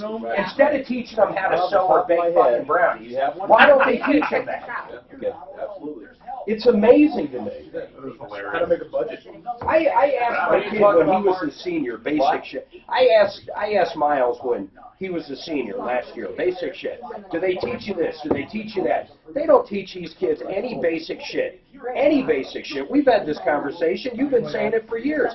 There needs to be a basic class that says this, this, and this. We should develop, Mark. I'm serious. A 1-week curriculum. A damn, you know what it is? A crash course in life. A 1 week curriculum or 1 month we pick it, or 2 weeks, where we go in, but we package it. We do it as a video. We do it as a participation. A video or a webinar. They can watch us live anywhere doing it. What we should do, I've been doing this, I call it there was a name I gave it and everything. I really want to do this. Now, do you see this on the Today Show with the men, right? Now, look, if they did that with fucking women, and men were feeling them up like that, oh, look at this body, blah, blah. You know what? It's fucking bullshit, because exploitation is okay when it comes to men, but when it comes to women, it's hands off, don't ever do that. I don't mind being exploited. Yeah, what I'm saying is, it's bullshit. The double standard is bullshit. They can goo and ah and all Equality that. works one direction. I'm telling you, I've seen it where guys are on a show and they go, ooh, look at that hair, and it's considered cute. It's bullshit. You have an old fucking woman feeling up a guy. If an old man was doing that, if she padded his fucking abs, if a man ever did that to a young woman, it would be a sin. It's Me Too, baby. It's just bullshit. I mean, I mean, I've seen this on TV all the time. Those fucking women on The View are supposed to be all about me. It's bullshit. They get a good-looking guy in there, and they ooh and ah like they never saw a guy before. If men did that with a woman, it would be bullshit. Bullshit. This is not an offer to buy or sell. No, exploitation sucks no matter what it is. It sucks. And I don't like my daughter seeing this shit and thinking women should act like that. .com, yep. Oh, that's the whole point. Yeah. Protect yourself from rising utility rates. Get your free solar guide. Frank, my kid's going to school. You ready for this? College. Look, $1 a now day. look. All over, like, oh my God. Through his job at Walmart. He's a manager at Walmart. Oh, that's great. $1 a day, 365 days a year. My daughter's looking at DU. I'm going, I don't see him on the Walmart list. On the Walmart. You know what? That's a good thing. $1 a day. Yeah, that's awesome. Walmart is a good thing. That's awesome. No, if you're going to get in there, and he's one of the youngest managers they've ever had in Elizabeth, period. What department does he manage? He's CSM, so he's over all the cash. He closes the store open. He's like below assistant manager. When I was in college, I know it sounds silly, but I was a frozen foods manager for a pantry. I was in a grocery too for years. You know what? That paid really good money, and all you can eat. I know. When I was a stocker, I swear to God, we would. The dented cans we always had. No, you get better views of me. We would grab cold cuts and bread. Everybody did. Yeah, of course. Totally. Don't say what's like entitlement. Oh, I love. Of course, it's a bad cover. Who is this trying to cover Elvis? What kind of a fool tries to cover Elvis? Who is it? That's Cheap Trick. Brutus, is it? Okay. I would not have recognized. Who is this? Cheap Trick. Cheap Trick. Yep. K&H Home Solutions. It's no Beatles. Talking about covering. How about covering your home? Listen to that transition. Boom, boom. Covering your home with siding, 30% off, the best siding in the world. In my opinion, it's the best siding in the world. K&H Home Solutions, make up your own mind. It's sealed, waterproof, color through and through, impregnated, and it has a palette of colors, and it lasts forever. You really don't do better, and you get 30% off right now from K&H Home Solutions. What I really love about K&H is they're also going to do an upgrade to triple pane windows. This is a true upgrade. Here's how you know. If you've had an estimate for regular windows, okay, they upgrade you to triple pane, no extra cost. K&H Home Solutions. They would like you to go online and make your own appointment. They'll come to your home with everything, and there's no obligation when they come there. KHWindows.com. KHWindows.com. Okay? It's easy to remember. KHWindows.com. Call for an appointment also, but they'd rather you go online, KHWindows.com. You can also call and ask for details on anything you hear here, like the 30% off or the free triple pane upgrade, 303-421-7100. So, we'll go to the phones. And I have some questions for Brent, Ideal Home Loans. We talked about financing new homes. You said we just finance it at the end like any home. We go to closing and the builder's done. What about custom homes? When somebody is literally engaging a custom builder and they have a construction loan. This is true custom. Yeah. What do you do in a case like that? We pay off the construction loan and convert it to permanent financing. But is it like any loan, or do you have special inspections? No, it's not. It's not a whole lot different than if you were just to go buy a home from a production builder. It's really the same.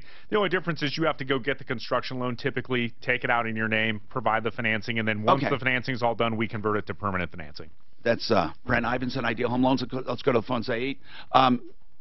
So we called the dealer, and Mark, what did the dealer say? You know, a lady answered over now, there. I just want to tell people just listening right now, she bought a car, and listen, we usually say, you didn't check the car out, you know, blah, blah, blah. But listen, the same frickin' day she bought it, the same day she was driving and gets caught in an intersection, her engine blows. Now, she did have a $300 warranty. They did take the car and say they would fix it. And they've been putting her off, she thinks. Go ahead. Well, I call up, this lady answers, and I said, hey, blah, blah, blah, you know the spiel. And I could tell she knew what I was talking about, but acted like she had no idea what I was talking about, said she would pass it on to the powers that be, and maybe they'd call me back. So I don't like it. I didn't like the smell of it. I didn't like the feel of the conversation. I hope they ordered this engine. I hope they're doing the right things, but I did not like what I heard. Okay. Mark thinks that they're not taking this seriously, so let's give out the name of the dealer. Now, New Wave Auto Brokers and Sales. We're going to hope that they do the right thing, and you should encourage them by saying, you know what, that's great that you took this car back to fix for this young woman. We heard about it on the Martino show, and we will be anxious to see the outcome. Wouldn't that be a nice thing to say? I would love it. It's a tiny little lot. It looks like a buy here, pay here. It doesn't. I hope it works out. I really do. What's the number, Mark? Well, the number I called and talked to this woman is 303-639-9283. 303-639-9283. Just ask them. Be nice when you call up, but ask them, when are you going to put the engine in the Hyundai, the Tucson Hyundai that blew up the day she bought it? I would be a little kinder because I want to encourage them. Here's what you say. This is what I recommend. We heard about you on the Tom Martino show, and we think it's laudable that you took the car back and are fixing it under warranty. We will be anxious to see the outcome. When do you think it'll be done? Did they give her a loaner? We didn't ask basic stuff. Huh? A loaner or anything? Zaid? They didn't give them anything. Well, I don't think the warranty called for that, but you're right, Mark. That would be a good. I love Hyundais, but I must say this. Hold on. 150,000 miles is a lot. We didn't forget about Sherry and the spalling of the concrete. So, Sherry, sorry about that. So, you bought the house. You have the concrete spalling. You said you noted it during the walkthrough, although that's not necessary under warranty. But here's what I need to know, Sherry. First, the name of the builder. Campbell Homes. Campbell, as in the soup? Yes. Okay. Does their warranty cover concrete? It doesn't have to. I just need to know if it does. It does not, but in the email that we had with the warranty manager in August of last year, he stated that because it was the entire driveway, that could be a possible problem down the road, and they would address it at that time. No, but what does the warranty say about concrete? What does it actually say, roughly? It does not cover spalling. Does it specifically exclude it? It specifically says it does not cover it. So what does it cover when it comes to that driveway? It doesn't look like anything. Okay. And I'm going to tell you why, Sherry. Because it's a little defect, but it's not a defect. It's not structural. And think about the email that she just read. All he said was, if it happens, I'll think about it then, and then tell you no. Right. Well, what he meant was, if it becomes structural, maybe we'll do something. It's not structural. It won't become structural. Sherry, now, you didn't call to hear this, but it's helping you anyway. And I'm going to tell you why. I'm going to tell you the short answer. They're technically not responsible, okay? I know it sucks. It's a new home. But let's get that out of the way. Let's just say that right off the bat, okay? However, you know, it shouldn't be spalling if they did it right, you know? But it's not the end of the world either. How bad is the spalling? Do you have any photos? I do have photos. The cracking of it, the alligator scaling, as the warranty manager called it, is a lot, like most of the driveway. So the actual part that's breaking up is small, yes. But the cracking part, we're talking truly about hairline, right? Yes, okay. And it's been like that since the beginning. Right, and the hairlines are not serious, and then the worst that happens after the hairline is spalling, and after the spalling, you have exposed aggregate. So where it has chipped off, it's just a fine wafer-like, right? Where it chips, is that what it is? Yeah, it's crumbly. Yeah, if you took a power washer and just did the whole driveway, a lot of that would come up, do you think? I think it would. Okay. Here's what some people do. They treat that. They actually make it spall, and then they seal it. And sometimes they coat it. Sometimes they dye it a color. Sherry, we would love to help you, but it's really an exercise in futility. You're not going to get a lot of action here. You're just not. And I kind of figured that, but based on the conversations with the warranty manager and the email, I thought that was them admitting that it was done incorrectly in the beginning. Well, and it would be taken they don't care of. have to admit it. It was done incorrectly. They don't have to admit it. I mean, the fact that it's spalling, there's nothing to admit. But do you have the email in front of you? I do. Read it. I want to hear. Read it. So that paragraph says, regarding your driveway starting to have alligator scaling, we will continue to monitor these issues since none of the concrete has broken apart. We don't cover that per the warranty, as I mentioned, but in your case, it happens to be the entire driveway, which could indicate a possible problem down the road. If we see any of that starting to peel throughout the driveway, we will address it at that time. Yeah, it doesn't say anything. We'll address it. Yeah, they addressed it. It doesn't say anything. Not going to do it. I mean, that was a good PR. That's a good PR letter saying, you know, let's put her off. Really, it was. Yeah, it sucks. Really, so Sherry, here, but I want to ask this question. You can use us. Okay, what do you want us to do? Do you want us to call them and say, "Hey, we're wondering what you will do"? I'd like to see a picture. Or what do you want us to do that? What do you want us to do? Well, seriously, I would like pressure applied, okay. But if it's going to get me nowhere, then I guess that's just. It may not. It may. Who knows? Send me a picture. You send us a photo, and if it's just normal light spalling, but send us not just close-ups, but mediums and wides. And then show us, if you can, the area affected on that photo. If you could do it with maybe an editor or just a line or something. Just try. Have you ever seen me take a photo? Oh my God! I knew you were going to say that. And point out different problems. Jeez, you know, we were gonna post a photo. Do you remember that time? Oh yes. And so we both did it on Photoshop. Mine looked like it came out of a magazine. It had this circle and a nice arrow. It was beautiful. And what Mark's looked like a kindergarten with a crayon. And he was so bragging about his illustration. Oh my God! It was so funny. It was laughable. Brian's got a comment on several of our calls. And Brian is on our referral list at referrals.com with Eagle Property Inspections. Go ahead, Brian. Unload. Hey, Tom, fast. These people that are buying these new homes, just like the lady you just talked to, they need to be really aggressive towards these builders. If they are, extremely aggressive and keep turning that information into them and making it just being annoying, they'll fix it. Most of this stuff that I hear that the bill, they're not going to take care of. They're not going to take care of. They will take care of that if you're aggressive and annoying to them because they want to get you away from them. Yeah, how much do you generally pay? Yeah, let's talk about first one thing and then answer Mark. For a new, answer him now. For a new home inspection, how much?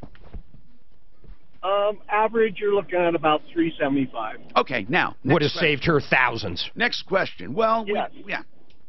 What about spalling? Do you see it all the time? Spalling, I see it, but in a brand new build like that, it shouldn't be spalling within a year's. Of course not, and we shouldn't have hate. I mean, we know that, but I mean, really, Brian. I mean, God, concrete sucks. You know that. Yeah, it does. God. I mean, the saying is, if you don't see a crack in concrete, wait, you will. Hey, but while I'm thinking of it, Suzanne, have Sherry send that email, too. I want that when I call as well. And please copy Brian on the photographs of the spalling. Brian, give us your opinion, okay, on that. I definitely will. And again, on the agent that you have on your show today, I'm totally in agreement with these builders, and I'm a bulldog when it comes to these new builds. I'm a past builder, just like a past smoker, and I go after them because there's so many. You're evangelical, sir. They prey on these people doing that walkthrough because they're dying to move into their new house. And our guest today, Frank Duran, the real estate man, he's talking about also Stephanie Thomas with Redbow Realty. Frank is with Remax and Alliance. And then we have Brent Ivinson, Ideal Home Loans, so you can have any questions, you can direct it toward them. 303-713-TALK. 713-8255. Okay, we have so much more to talk about. A water rights question coming up. Squirrels in the attic, and we have Brian giving us some comments. And Become the Banker is this investment strategy that I always get feedback on this, and it has to be understood for you to feedback. What it is in a sentence: overfunding whole life insurance to earn tax-free interest and dividends that you cash in on retirement.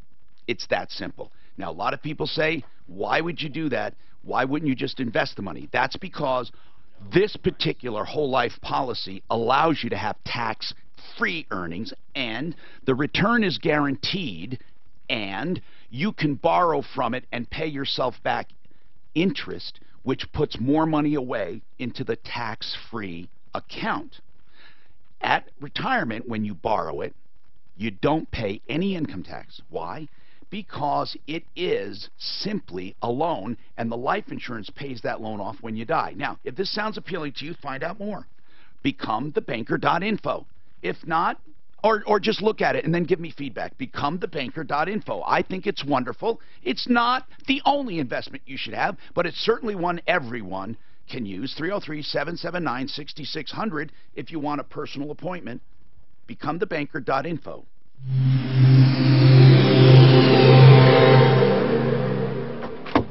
Did you ever think of doing, what is that one you did years ago? My Bank, My Way. What was that called? That's what John was talking about. Yeah, I know that. And Matt, does he do that through a certain bank? Yes. And does that bank market to anybody that's doing loans? They should. I agree with you. Like you said, their contract one is in America. Exactly. Colorado Real Estate Commission. I'm just curious if you ever original thing was Australia. And it is CMG. Yeah, CMG is the one that does it here. He knows it. Why don't you offer that product? Here's my hesitation. There's nothing wrong with it. No, there isn't. But here's what I don't like about it. Even the owner of CMG cannot walk me through the math on paper. Well, there is no math. Well, there is though, but that's the thing, that there is math. That's the whole thing, is that it's because it's the hedge against the interest and then the pay down with your extra liquidity to pay down the balance to save interest. It's all they've done it to me. It's all packaged in a software package. They've done it to me. Here's what they've said. Okay, listen. Yep. You earn a certain amount of interest. Yep. You pay a certain amount of interest. Right. And if you have, are they based on a fund? If you have $100,000 in the account for 30 days, $100,000. Oh wait, you should have already done it. Basically, that $100,000 does not accrue interest. There's a lot of things we'll catch that's on your loan. Right, because you're paying it down towards the principal you're outstanding. For that 30 days, it's a 30 times the interest. It's basically for that month, you save that much interest. Right.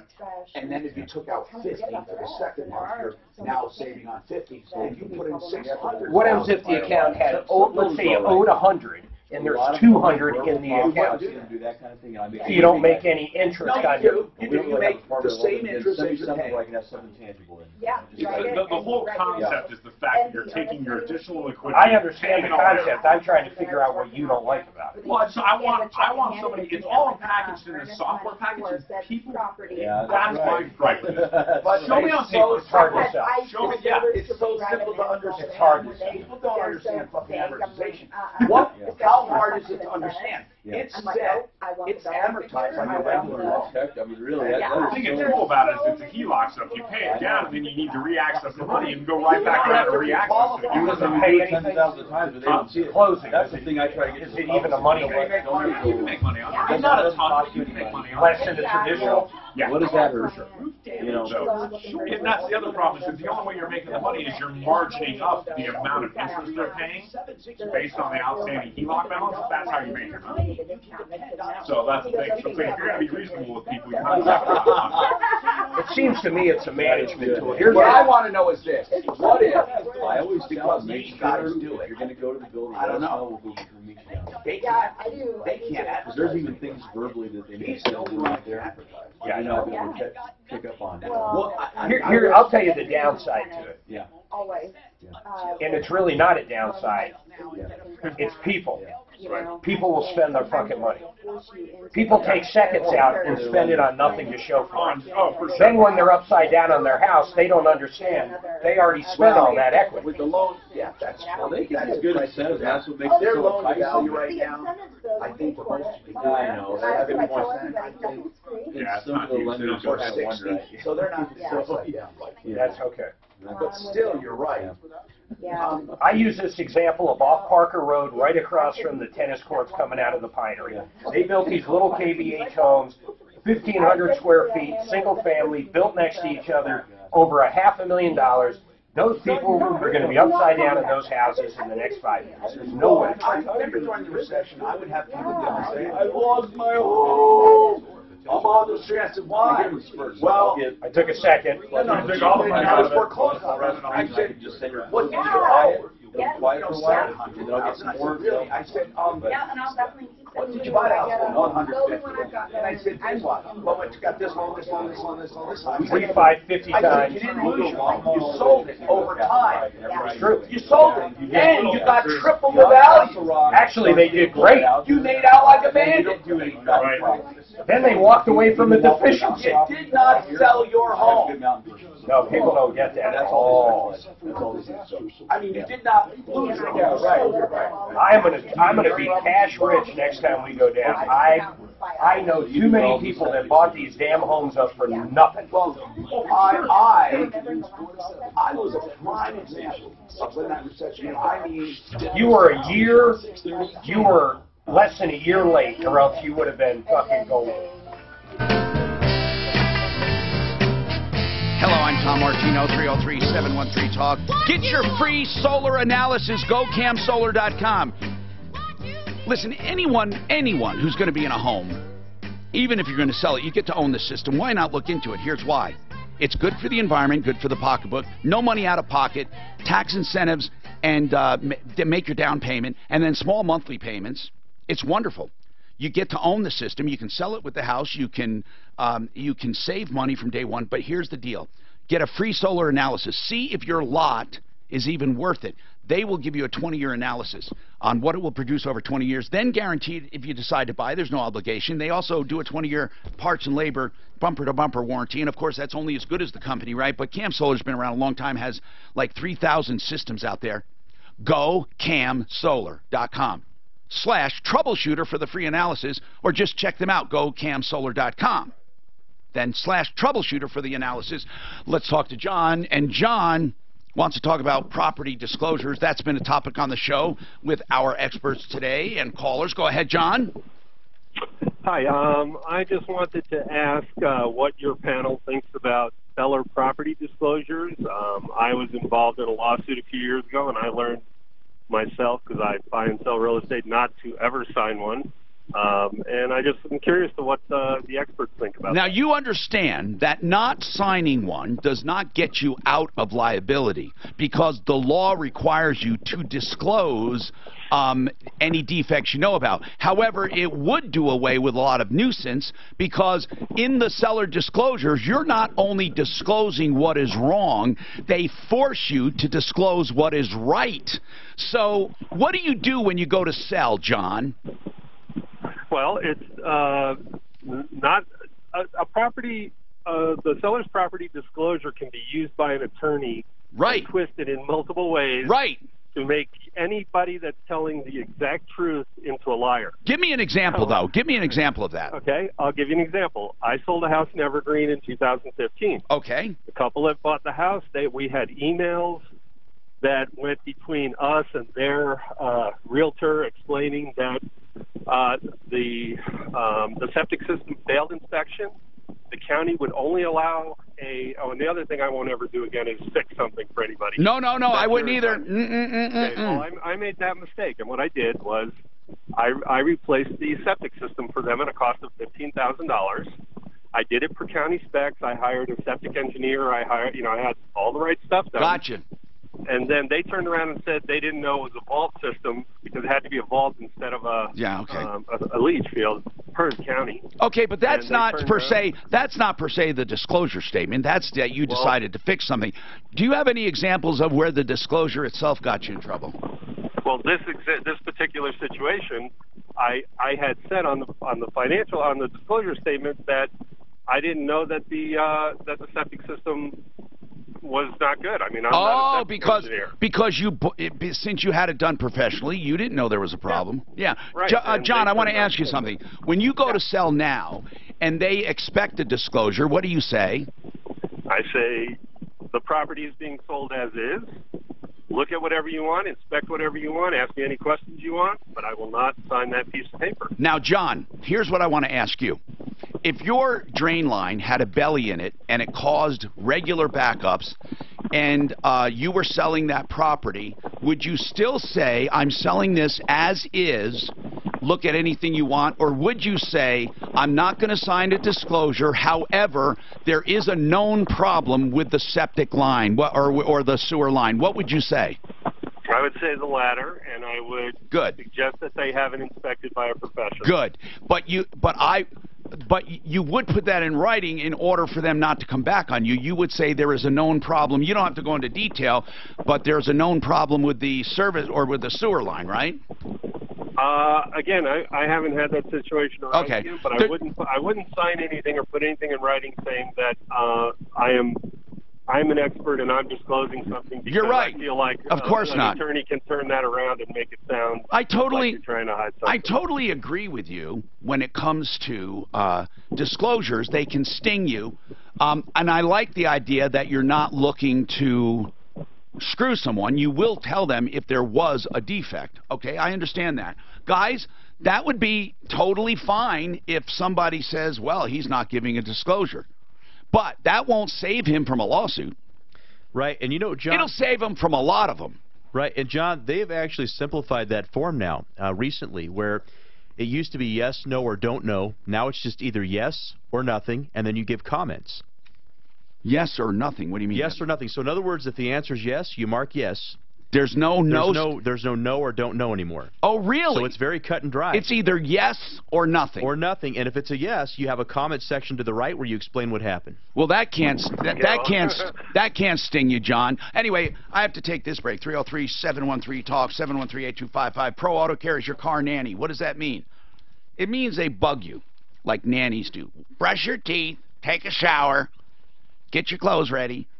That's what nannies do, right? So they give you a little text. Oil change due. How about timing belt? Whatever. Whatever is needed on your car, they let you know. They know because of your VIN number entered in the system because you've become part of their family. And as being part of their family, you also get free roadside assistance in between every repair. That's 303-PRO-AUTO, your car nanny, and your roadside assistance. 2 locations, near Evans and I-25, near Bowles and Santa Fe. The phone number is 303-PRO-AUTO. The website is 303-PROAuto.com.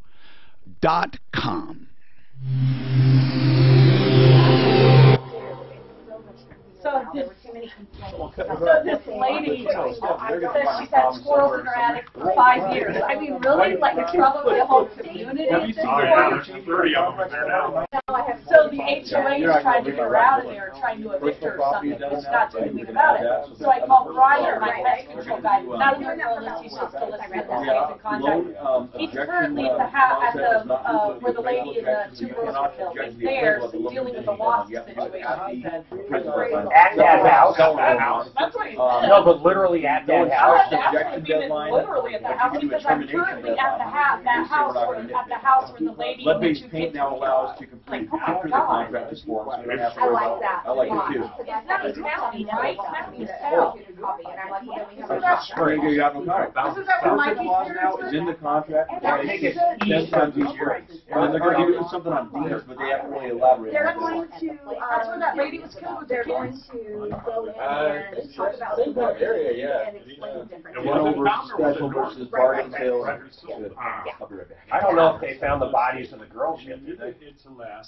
Jack thinks while she was out of town, the guy killed the girls, and when she came home, he killed her. I think he killed the wife and didn't want the girls to tell him, so he killed the girls too. So we'll see. Or crashes in the stock market. You make money in It's definitely an exposure. That well, they bought in 2016. This is Carolyn Tucker. October. So it was money in the market, but more importantly, No, they didn't have exposure. You got a certain amount of time before you can go back on them. Not necessarily. I would say and go to an attorney on that one. Honestly, I'm here to help. Call me. Until I see the shit from the title company, I don't want to do shit to those people. They should have It was 2016. I need to see the fucking paperwork. They should have had a well inspection. No, they did, and then they said the next day, and this I remember from the call. Yeah, but I'm thinking back in the well inspection. I'm thinking back on the well inspections that I've attended, where the well company will drain everything, and then they will allow it to refill, and that's how they test flow rate. She also said that the real estate agent represented both sides. Your spine into position. We're talking about non-jarring adjustments using activators and other precise targeting. Well, until I see that title work. Yeah, you never know. So who's a good realtor attorney? Is this going to cost? We just got one. We're working on one right now. So this is down $5 veterans are only $30. This is the real deal. Right Light Chiropractic. 720-583-4506. You guys don't have any attorney in Mark. 45. We've got one coming on next week. In the spring stuff? Real estate attorney? It's a big firm. They probably handle the state. Awesome. Real estate agents. I sent you my list at one point too, I think, that I have for my title company. I find it bizarre that if you start heading east, you got to have an attorney to buy real estate. The further west you get, it becomes fucking Thunderdome. You can have anybody close on a house. This has never been done before. You need to call me 303-900-8500. I just find it crazy. Fast sale guarantee. In New York and most of the East Coast, you have to have an attorney for any real estate deal. Well, the further you move west, the more liberal it gets. It's not literally required, but it's tradition. Everyone does it. Everyone has an attorney. I guess you could represent yourself. Yeah. But a realtor can't act like he's the attorney in the Most in real the estate deal. agents won't go to a closing without, if they list your home and you don't use an attorney, they don't want to do it. But you see, the difference is in New York, you're not empowered with the practice of law. Yeah, I know. Here They can give legal advice as it pertains to the transaction. Fire and carbon monoxide. Get our lowest rate for fast response monitoring. This is the new disclosure that I had it pulled up too. It's literally, is this a problem? Yes, and then you explain. There's no, there's no, I don't know. Right. They should add a maybe. Call today. Because people, Not sure. people that are not qualified and may truly not know that this is a problem. You know, so they say, I don't know, now they're saying it's, yeah, it was too confusing. Or I'm not going to tell you. Yeah. Oh, I forgot. Can we go to the medical site? No, we're going to go down to the Broadmoor for Labor Day weekend. For the whole weekend. Yeah, that's coming up quick. We're running around. So But I've had my head down all summer. I haven't seen summer. But the I've buyers been should running have all a copy summer. of everything. I'm playing a couple member guest golf. Oh, this driveway's not having that. I know it's falling, but it's like. Tell me what you want. I hear you fighting off a breakdown. I myself am on the brink.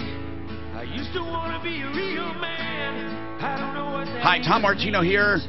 Simply Floors Inc. If you're looking for floors and you want to save money, simplyfloorsinc.com. 40% savings in most cases. Sometimes 10, 20, 30%. And I mean over the exchanges, the big boys, the boxes, the Empire crap and all of that. He saves you money. I can say that because it's true. Southwest corner of 52nd and Ward if you want to drop by the warehouse. But really, just go online and do it. Simplyfloorsinc.com. You will love them. Free Designer Services, simplyfloorsinc.com. Okay, we got our experts here, and we will get to them.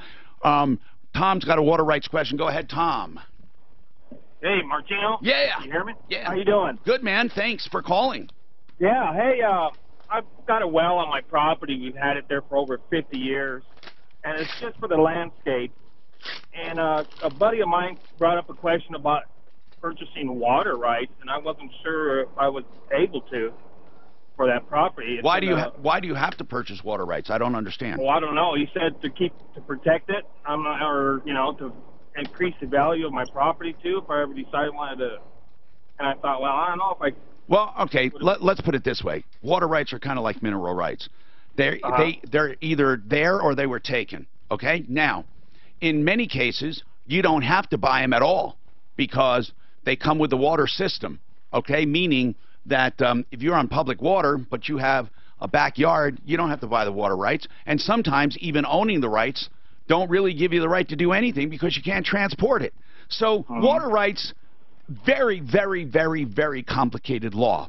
So, Tom, I'm going to ask a few questions. Are you in a subdivision? Yes. A regular residential subdivision? Yes, it's just a house that I grew up in. I bought it. Is it an unincorporated or is it in a city? It's in the city. Okay. And that well that you have, is it state permitted? I don't know. It's been 55 years. Okay. My dad You could end up going to buy water rights and them shutting your well in. Uh-huh. Okay, because the rights may not be available and they don't even know about the well. So, are you on a public water system? The house is, yeah. Okay. My opinion, which is whatever you want to take it for, my opinion is it's wasting money, no need, will do nothing for your value.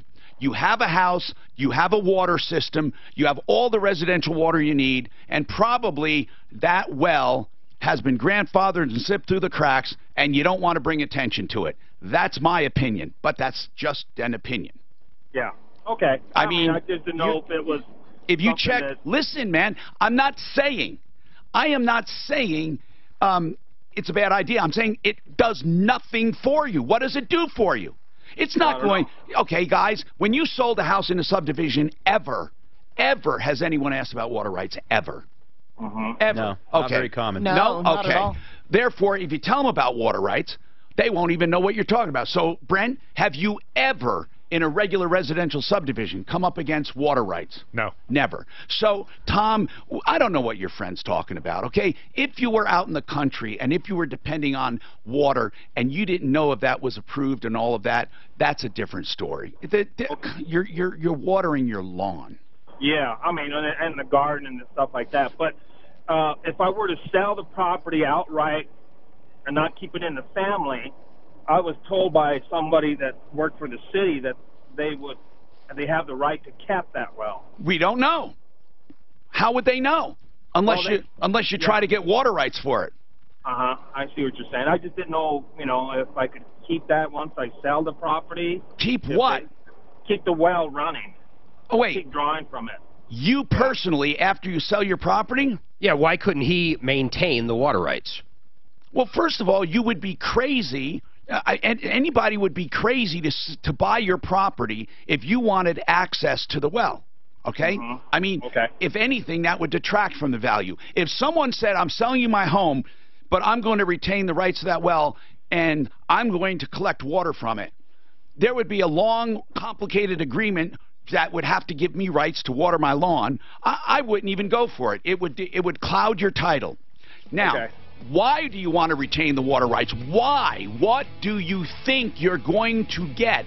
First of all, I don't think water rights exist in that area because the developers get them. And I think if you make any noise, that well will be shut in. That's just my opinion. And I think your friend is a well-meaning moron. We got a lot more going on, but I'm out of time for this hour. We got an hour. So remember, referralist.com. Save all your problems for me. Today is the day you break the stranglehold of a game. Well-meaning moron. Holy shit, what a stock day. Did I talk about Joe Lazaro? I'm going to send you a link right now, Frank. Thanks, Frank. Wait, did I talk about a criminal defense attorney thing? I don't think so. No, you have not talked to Lazaro yet. number to address your concerns. 720-893-5559. That's 720-893-5559. Raleigh House is a premier addiction recovery program. I'm starting to think the SEP is only. I think it's manual. It's one of the weird ones. Don't know why. Today for a free, no obligation consultation. The Raleigh House, 720-893-5559. 720-893-5559. Call today. This is Denver's Talk Station, 630 K-House, an iHeartRadio station. Russ Kaminsky mornings, Michael Brown afternoons, KHOW, Denver.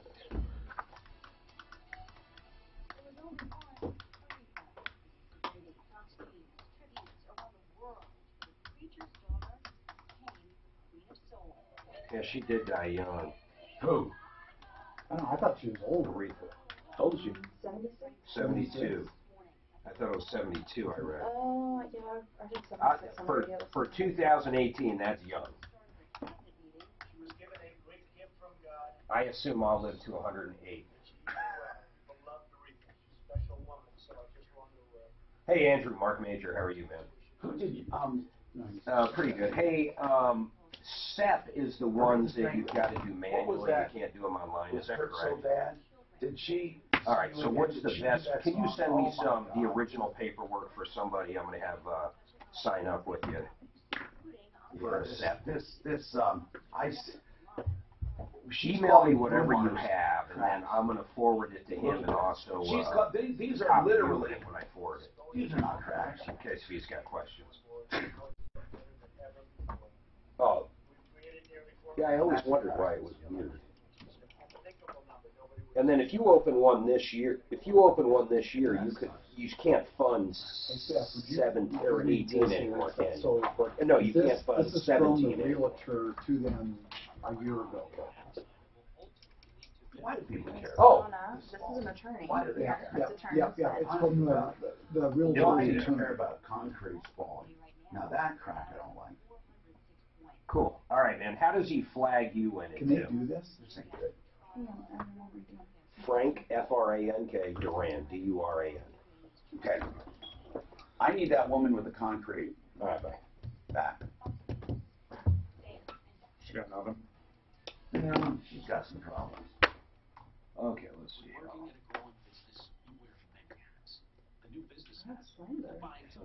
What's that? They're talking about slander. Right, and I imagine, I don't know what, I didn't talk to her. I mean, if they're slandering her, the attorney can send a letter. What are we talking about? Slander Correct, about but what? I think if it's actually, it's not slander if it's true. No, it's not slander if it's true. Of course not. No, Right, real estate but attorney being revoked. where you have action with true statements, guys, there is action you can take with true statements sometimes. Give an example. If it's an invasion of privacy. You disclose something about somebody that's not otherwise public or would never be. Yeah, I don't know. It depends. I guess. That's almost like using a photographic lens to take a picture of somebody in their own house, right? This is a But if you, but the word talk slander is information. So if you disclose something that was legal but not otherwise publicly known. But not necessarily about a politician or a public figure, though. Anyway. I guess I don't understand. Like if I outed Mark that he used to be a woman, then actually, now it would be disclosed on Facebook. I was Nancy. Actually, right. If you out anyone on That was private that Maria. otherwise would not be public, and it's true, and it defames and hurts, and it could be actionable. Sure. And I say could be because a lot depends on how you obtained it. But you would still have to have some kind of a damage as a result of that whatever. That's exactly right. And if you're a public figure, damages are harder to prove because as a public figure, it must be hard economic damage. As an individual, it can be pain and suffering. Gotcha. So that's why people. One guy sued me one time for damages, and I used his own stupid lawsuit against him because he said his business was way down because he was this great disc jockey. Yeah. And everyone knew him, so I said he's a public figure. Frank, So I'm going to send you. I'd be liable Can for you are log into that economic. computer And to so I your want to see email? all his tax returns. Yeah. Where did he lose money? Not one dime could he account for from it getting lost. Not one dime. And he wanted to be a public figure when he sued me, but he didn't want to be a public figure when it came to losses. Right, because he wanted pain and suffering, not something he could hard prove in economic. That house back in 16 with the well? Yeah. In 2016. If I tell you all, oh my God. Did you hear what he just said? I didn't know that. You know when they bought that house with the well problem? 2016. Yeah, but that doesn't matter. That's still. If the well just went dry now. No. It went dry apparently right away. Yeah, but it doesn't matter though, Mark. It's only a couple years. If they knew, it's still a problem. But why do they wait so long? Hi, Tom Martino here. Welcome to the show. This hour brought to you by House Modern. Oh, when I say House Modern, now you may be thinking House, H-O-U-S-E. It doesn't matter. You can search that on a referral list, House or House Modern. It's House, H-A-U-S-S. But when I think of them, the word that comes to mind, House Modern equals wow. Honest to God, when I was talking to Mark about this client, I said, Mark, I don't know. All I say is wow when I look at their kitchens and baths. You can't help it. We're not talking about any kitchen or bath you've ever seen. So if you want one that, wow, and these guys will tell you, our experts say on real estate, they sell, kitchens and baths sell. We're going to talk about spoiling concrete again. I got those photos. And then Sylvia's got some squirrels in the attic for 5 years. By now they got 3 generations, or no, more. I'm Tom Martino, and we have Real Estate Day today. We have Frank Durand, Real Estate Man from RE/MAX Alliance. We have Stephanie Thomas from Red Bow Realty in Colorado Springs. And then Brent Ivinson, Ideal Home Loans. We have questions for them. And if you have any questions, give us a call on loans, on qualifying, on selling your home or buying a home. Give us a call. We got open lines, 303-713-TALK. As I was saying about House Modern, I don't want you to think House, H-A-U-S-S, that's their German background, for meticulous design and technology and detail. It's beautiful. I don't want you to think it's expensive. Now, it's not your Home Depot bathroom, okay? But it also doesn't break the bank. They have great value, especially if you're reselling that home or it's your dream home especially. They go from flooring to the ceiling to the electrical fixtures, cabinets, counters, appliances, everything. It's all a turnkey. Boom, it's done. And they also do beautiful closets, so kitchens, baths, and closets. Go see them. Santa Fe, Louisiana, House Modern. Santa Fe, Louisiana. That's their showroom. Go look and be wowed. Or just look them at the referral list. Look on them. Say House, H-A-U-S-S, or search H-O-U-S-E, House Modern. And it's housemodern.com, H-A-U-S-S modern.com, or Santa Fe, Louisiana. Hey, so what about your concrete? I looked at your photos. Okay, Sherry, I'm going to say something that I don't often say. Sherry actually did not exaggerate one bit. If anything, she undersold her problem. So thank you. You're a very credible person, Sherry. Okay. You have a worse problem than I thought. Now, I don't think it's worse in structural, and I don't think, oh my God, I can't believe it. But it's a piece of, man, it's a lousy looking concrete, lousy. The good news is there's nothing serious. It just looks like crap. Okay? Now, you did have some cracks though that are not hairline, and that you got to do something about those. Now, I'm looking at a photograph. And you have to help me where you took that photograph. I thought I was looking at your photograph. I thought I was. Where the crack, you could put a dime in it. No, not a dime. Maybe. Or hold on. Is it a dime? You can put, oh, not a dime. Maybe you could put, you can put something in it. It's not hairline. You know which one I'm talking about? I see a sneaker, huh? And a ladder. I'm just going back out again. And a ladder. It looks like it might be indoor. It might be. Okay, so go ahead. That probably is inside the garage from the original pictures last August. Now, then you have one with a lawnmower over it. Okay, so those are inside the garage from last August. The ones I sent you in addition were just what it looked like today, and I only sent outdoor ones. Did you get the ones in the garage fixed? No, they told us they're not bad enough. No, I'm not. No, not under warranty. Please don't be like homeowners who just don't fix something because they're waiting for warranty to do it. You got to fix it, or you're going to have problems, and they're not going to be responsible for it. You do not want to get water and moisture into that concrete. You got to fill those cracks. You can even do it. You can even do it with caulking.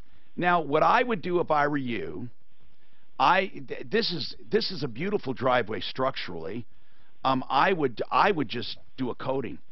I mean, the money you would spend fighting or replacing, I would do coating. I would find a good, and I wish to God we had a great concrete coating company. We don't.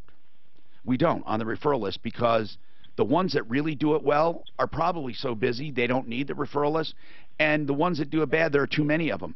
But I think I could probably refer someone to you.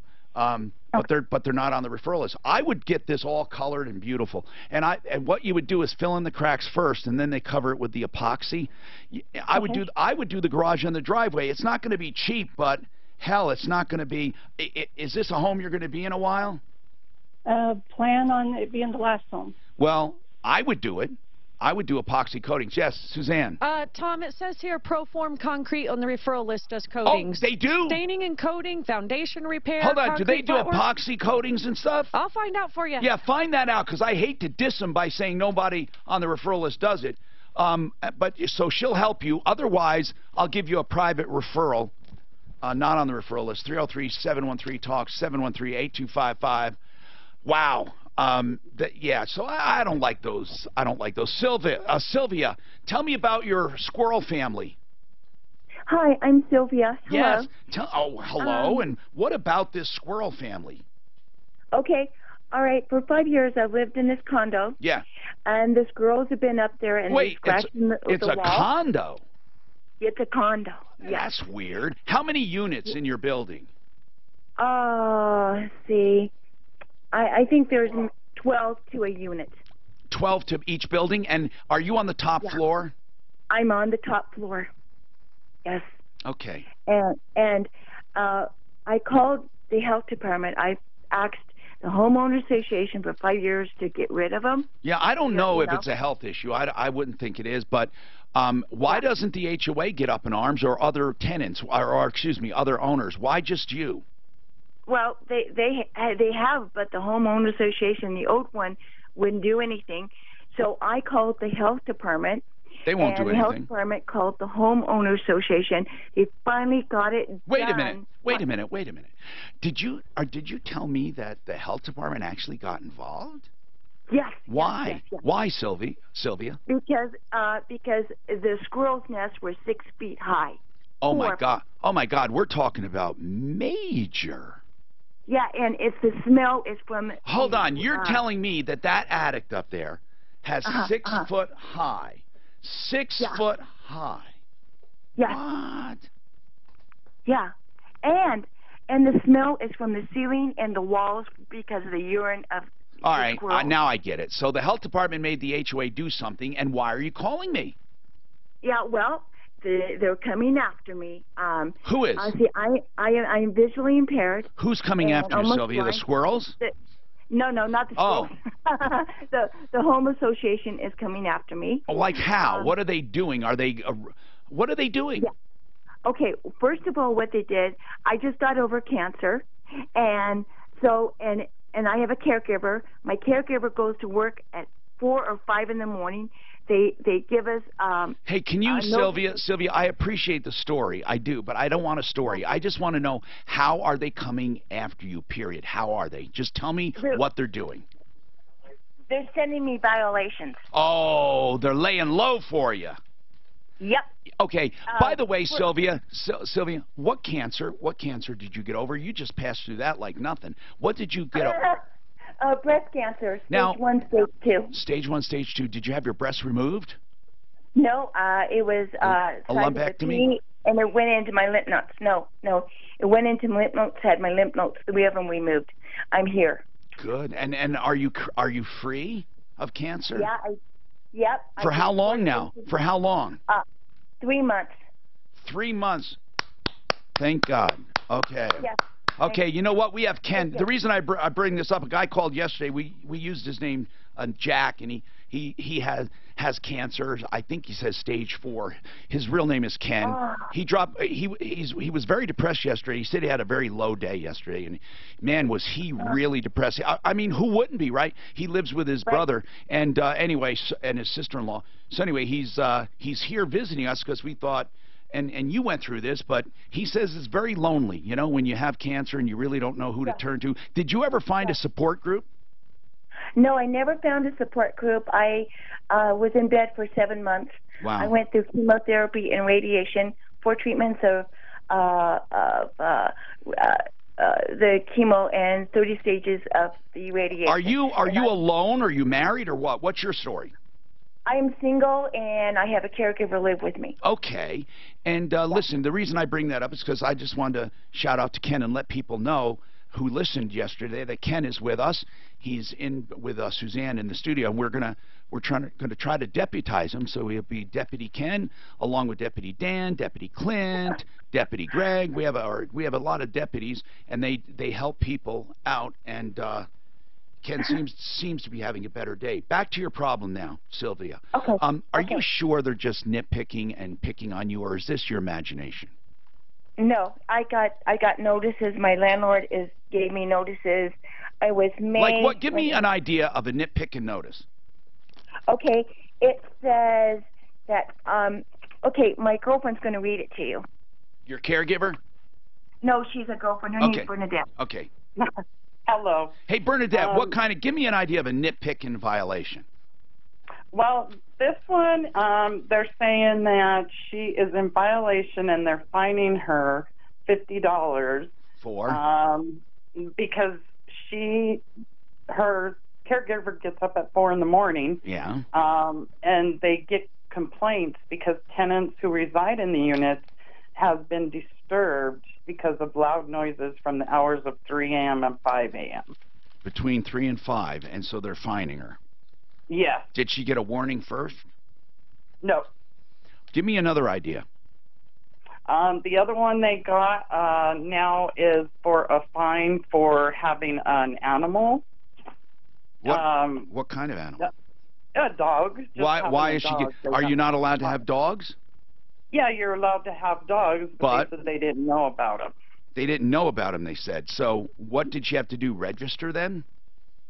No, she just had to pay a fine on that one. No, but what I mean is to avoid the fine, she had people who get dogs have to register them, or what? What's the procedure? What did she do wrong?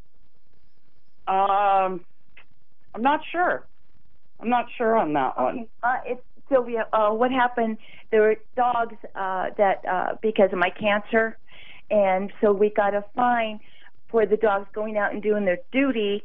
Oh, and, well, that's different. That's different. Not picking it up. Okay. And we've been picking it up. Now, because... we don't need to know. We don't need to know any more about that. I'm just trying to get an idea if they're picking on you, or if they're or if they're truly. Well, so how many in all did you get since your complaint about the squirrels? 4 or 5 of them. In what span of time? In 2 months period, and now they hired a lawyer. To do what? And, to probably evict me now. No, well, for what though? I mean, do you own the unit? No, I'm renting. My landlord is a really good guy. His name's Jim. But Sylvia, what did they hire an attorney for? What did they take action against you? Yeah, they're going to proceed to take actions against What action are they taking? Because of the noise.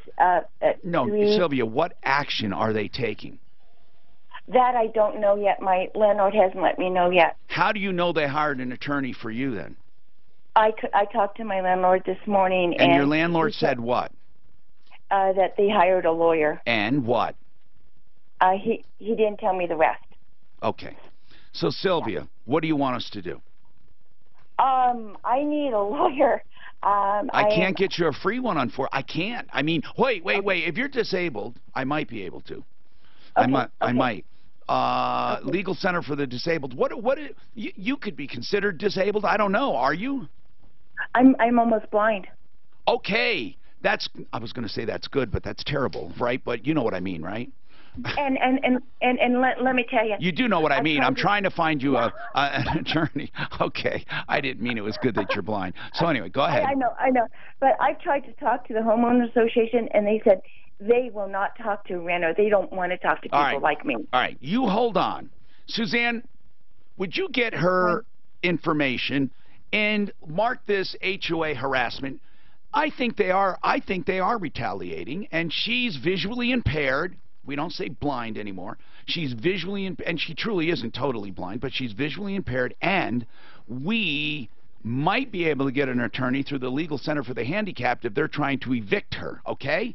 And then get her landlord's name and number as well, and let's try to help her here. Did she know the squirrels were there for 5 years? It's not her fault. They wouldn't do anything. And Mark, you didn't hear this part. I don't want to go over it. We're not talking about normal stuff. The squirrel urine, first of all, the nests were 6 feet high. The health department got involved, made the HOA fix it, so they're retaliating. So let's talk. Joe Lazzara is a criminal defense attorney. That means if you're in trouble, and I hope you never need him, you call him. It's that easy. Joe Lazzara. Now, he represents mostly people who are idiots. They drank and they drove. You can avoid that. And Joe doesn't mind if you do. He's got plenty of criminals to represent. I should say alleged. No, seriously. He won't judge you. He'll represent you. He's a great guy. Joe Lazzara on my referral list, referralist.com, 303-429-6200. Now, another attorney that I would like to say I hope you never need, but most people need, David Salisbury at one time or another. He does wills, trusts, probate, estate planning. David Salisbury. Let's talk, especially when it comes to disabilities and planning for a disabled child. What do you mean by that, David? Well, if you have a disabled child or even an adult child who's disabled and they are receiving government benefits, you've got to set up their inheritance in a way so that it will not have a negative effect on their eligibility for the government benefits. So there's a way to do that using a very specific trust that people call special needs trust or supplemental needs trust, same thing, and it's a way to get the money that they may inherit out of their hands but still giving them some access to it or letting the trustee access it to do things for them that they don't have the money and the government won't pay for. Very important. Dental work. Government's not paying for that, but this trust could. So it does not ruin their eligibility for public assistance. That's right, but if you leave it directly to them, now they're ineligible. I get you. So it's a great tool. Okay, now David Salisbury, attorney at law. Look for him on my referral list at referralist.com. 720-493-3911. He'll also answer all your questions. He does flat rate pricing. 720-493-3911. This report is brought to you by Office Depot Office. I'm doing the show next month or next week or whatever the hell it is. Mark, I got to fill that thing out when I'm focused. Yeah, that's fine. I started. There's more to it than I was thinking. So. Yeah, but you're going to choose SEP. SEP? SEP. What's that for? For Frank getting the Ameritrade going. Well, is he doing a SEP account? That's his best option.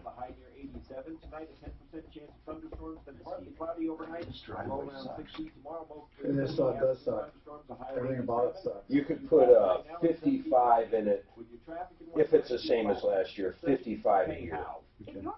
On 401k, well, you wouldn't have 401k, but on an IRA or something. Thank you, Mark. This was very, very, very good coffee too, man. Very generous. This is our coffee.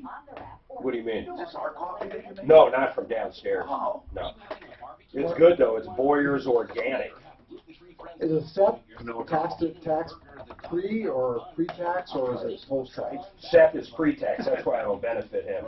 So if you make, easy numbers, $100 grand, you'd only pay taxes on 45 if you could offset that 55.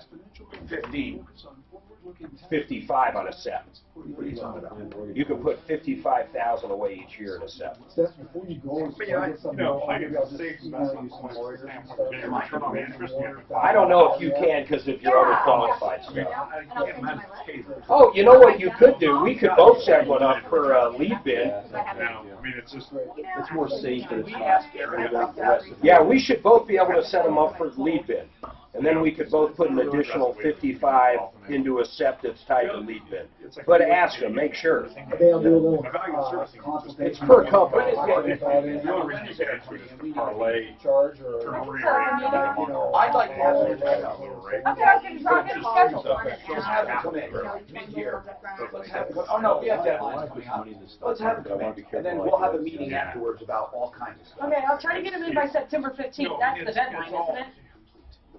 That's corporate deadline. Yeah, I got it. We need those K1s back from him so I can go do my taxes. We see it bounce, go back down.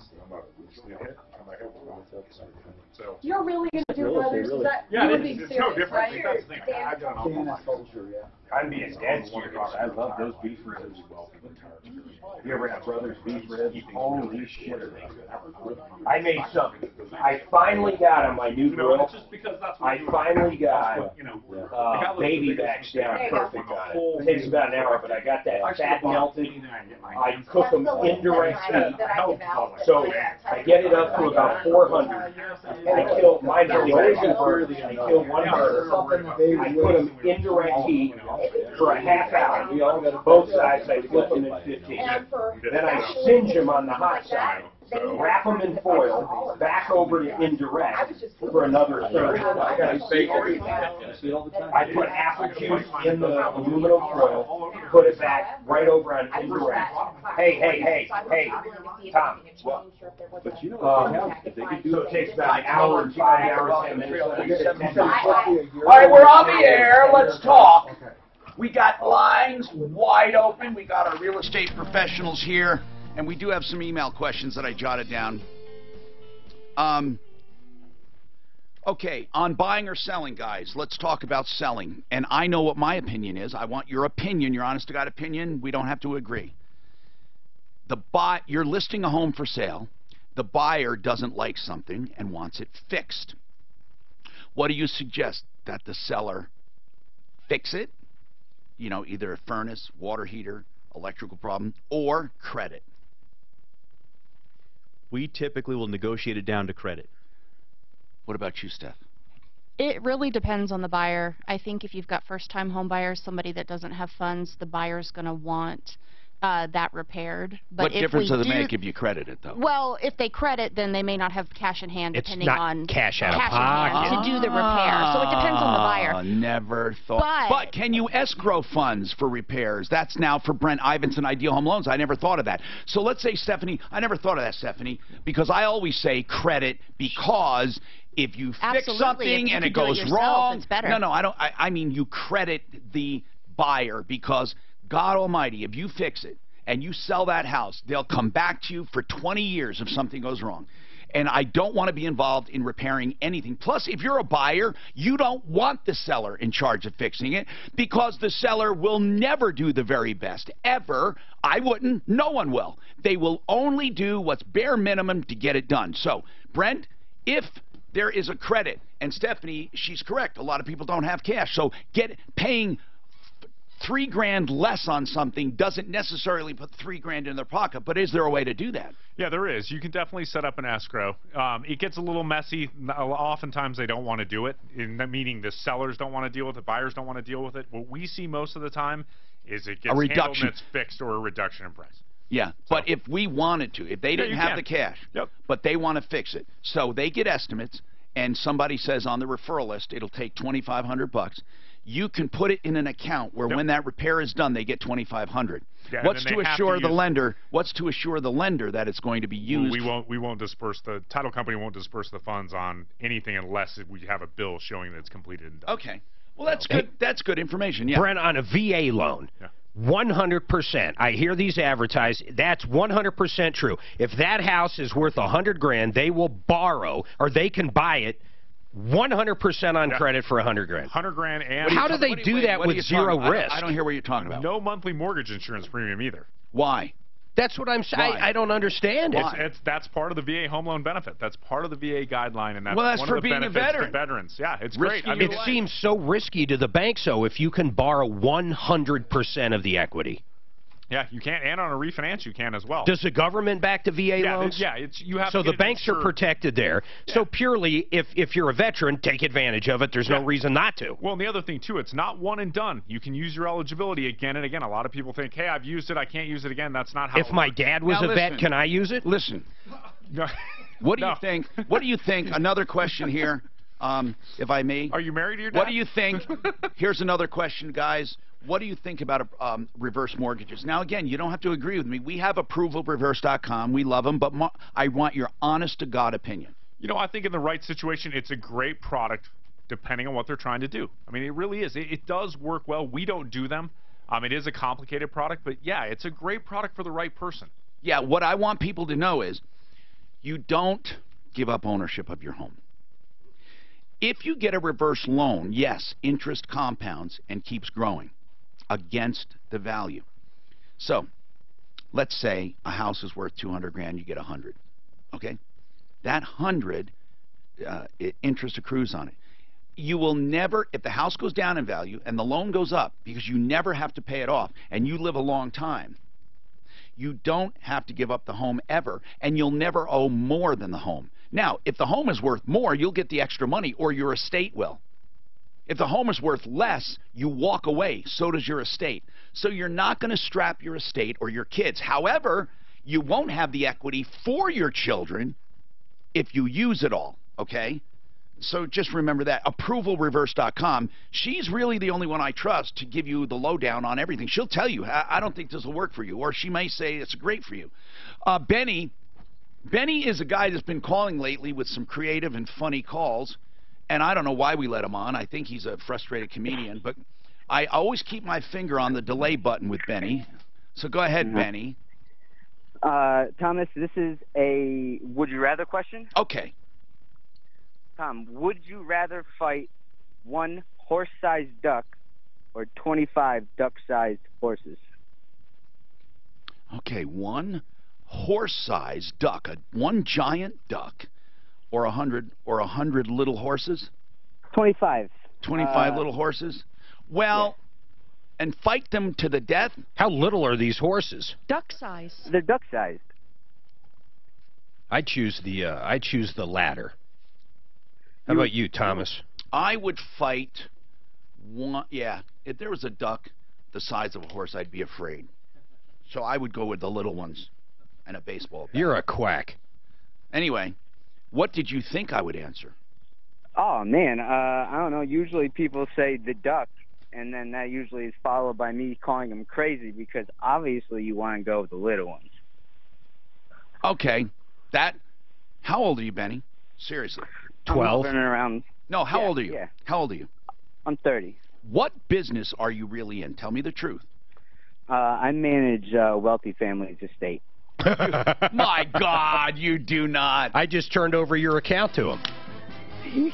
Do you really? And by estate, I mean like their land estate. Like I take care of their house. Do you really? I'm a personal chef. Yeah, I'm a personal chef by trade. You're a personal chef and you take care of people, basically. He needs to come cook us lunch. Are you a live-in? No. I have a tiny apartment in Aurora somewhere. And you go around. So you go and do you prepare meals for the week for them? Is that how you and leave it with them, or do you go every day? No, I would cook. I would cook fresh, whatever whatever I could come up with. I'll go to the store and grab, ingredients for that specific day and that meal. Okay, we ought to have him in as a common man if he wants to. Brent and Frank, Stephanie, he's the one that said to hire people. He takes all of the applications and immediately throws away half of them because he doesn't want unlucky people working for him. So he figures if he didn't pick them, they're unlucky, so he throws away 50% of them.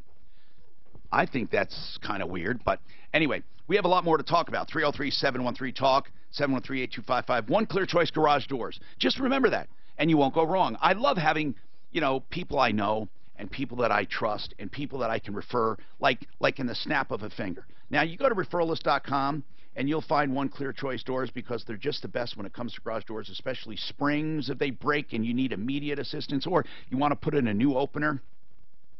Chris Chapman's the owner. I know him very well.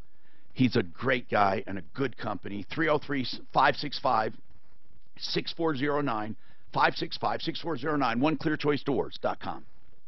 This is Denver's Talk Station, 630 KHOW, an iHeart radio station. With I don't know if you can believe anything James says. I don't either. I don't think you can. I believe that, though. I just did for some reason. I'm not so sure Benny wasn't the same one with the teeth. With what teeth? Oh, no. I don't. It was the day before. We'd have to go back and listen to the voice, but I don't think he realized how bad it was. And Kroger is incorporating driverless cars in their business and will be testing them out to Kroger? deliver groceries in Scottsdale, Arizona. Kroger, driverless car delivery. Kroger owns. Damn it, I was looking at Kroger this morning. We use ClickList. It's the greatest thing ever. ClickList. Go online, order everything, you pull up into a reserve spot, dial a phone number, they bring it all out and load it in the back of your car. The King Super. I know. The Walmart does the same thing. It's awesome. It's the greatest. I'll never set foot in a grocery store again. God, I know. Isn't that nice? Oh, it's so awesome. The only other step is if they deliver them and bring them into your house. You're leaving, Frank? Put them in the away. fridge. Cook them. Keep pulling out the chair, so I'm just going to wear it. Do they charge for that?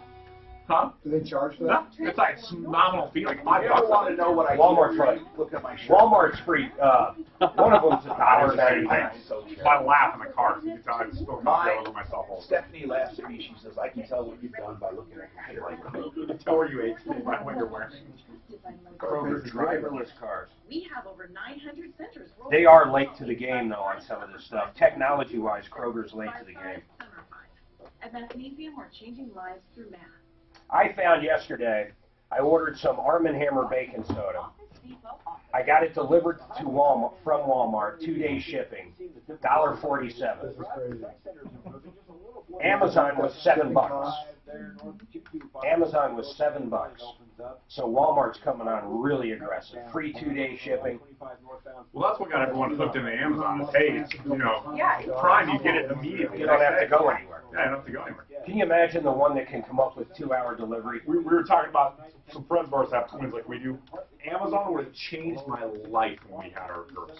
Because you had to go get everything. You had to load them both up in the car. You had to take them through the grocery store. You had to go over. I mean, it was a disaster. No, I know. It would have made it so much easier. I can believe that. Toys R Us went under, you know. Babies R Us too. They didn't do anything. Toys R Us killed themselves. They did not get into any internet whatsoever.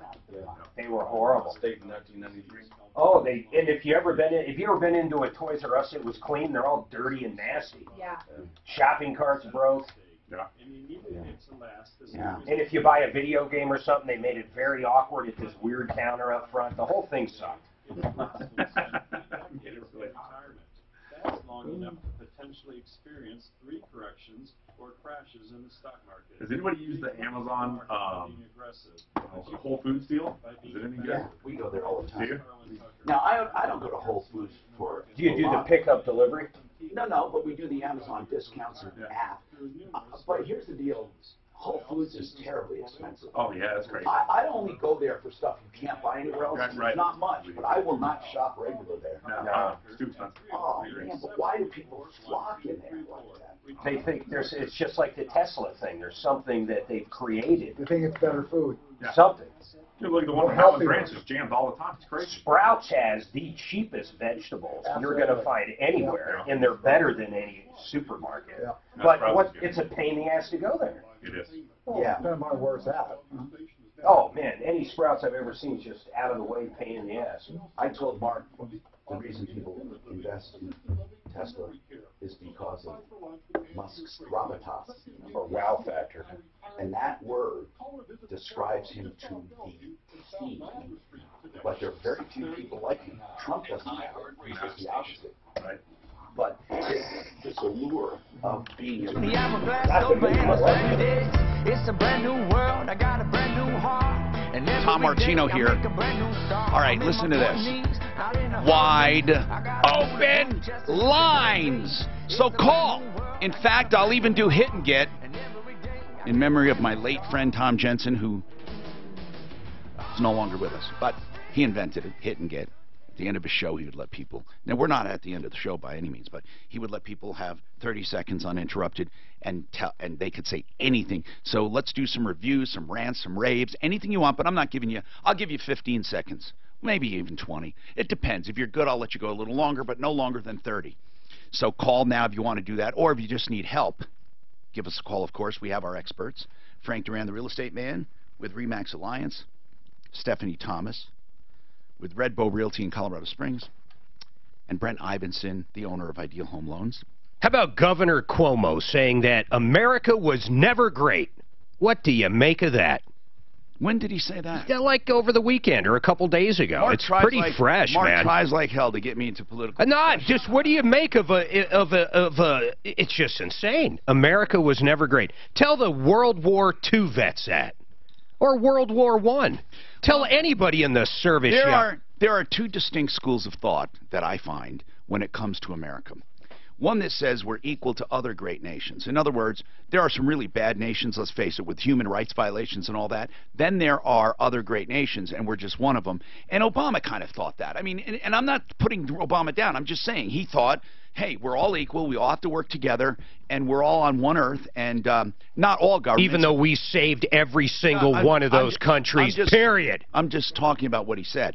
Then there are others who say America first, and it's all about America, and everyone else takes a back seat, and we're the best and the greatest. Now, but there are definitely two schools of thought, and in each one they have their reason. Tom, you'd be all those people over in Europe would be speaking German if it wasn't for us. Adam, what is your what's on your mind? Traffic? Am I hearing traffic? I wanted to give you a traffic update. Okay, I don't know what that means. Is there a jam somewhere we need to know about? Yes, up north in Dacono on Highway 52. Highway 52 is closed in both directions from County Road 15 to County Road 17. Where is that in relation to I-25 and 52? It'd be east about 3 miles of I-25. There's a culvert collapsed on Highway 52. Really? Wow. And it's a mess up here. Well, thank you for letting us know. Seriously, Highway 52 is closed east of I-25, basically. Do you know the French basically threw down their weapons and didn't do anything during World War II? Okay, so America is the greatest, Mark is saying. And again, there are people who are saying it was never great, like Governor Cuomo. I didn't hear the quote. Can you get the actual quote for me? Really, the actual quote. Dave, what's happening, Dave? How are you today, Tom? I'm doing all right, man. What's happening with you? I just wanted to call, and I used a couple companies recently on your referral list. Good. Thank you for trusting that. How did it go? It went well. K&H Windows came out. They replaced my windows in my home, and also did some siding on gable ends, and everything went super smooth. Good. No problems. Very professional guys. Yeah. Who else? Actually, this happened 2 days ago. I got a renewal on my insurance from Nationwide, so I called Compass Insurance Group. Yep. And they saved me about 40% by going with a different company. 40%! Holy crap. And that was for the same coverage? Exact same coverage. They're amazing. Yeah, they are amazing. Thank you for that feedback on referralist.com. I can say this with no hesitation. We have the best of the best at referralist.com. You just don't come close. I was doing it first and better. Because we know everyone. Greg, what's going on? Greg? Yeah. What's happening? Well, I got a ticket in Firestone on I-25, near I-25 and 119. And what was the ticket for? The ticket was for vehicle not equipped with tail lamps as required. That, to me, sounds like it was a write-down from a speeding ticket. Was that the actual violation? Yes. What vehicle was this? Sounds to me they were profiling them for some reason. Yeah, what's the vehicle? It's a Subaru hatchback, and if you're familiar with those, they have a tail light on the fender, and then they have an additional tail light on the hatchback. Wait, so are you saying by design the Subaru breaks the law? No, the one on the hatchback, the lamp was out. But still clearly a tail light there. Oh, I see. It's just an additional. It's just weird. I've never heard it written like that, like a vehicle not equipped. But anyway, what's the deal? What did you have I wanted to know if I was under the impression that you have to sign a ticket. They ask for you to sign a ticket because it becomes a thing for appearance if they need it. But he did not ask me to sign the ticket, and I did not sign the ticket. Yeah. Now, here's where that would come in to be. Okay, this is why they ask for it. If you denied you ever got it, see, a police officer could just say he did it.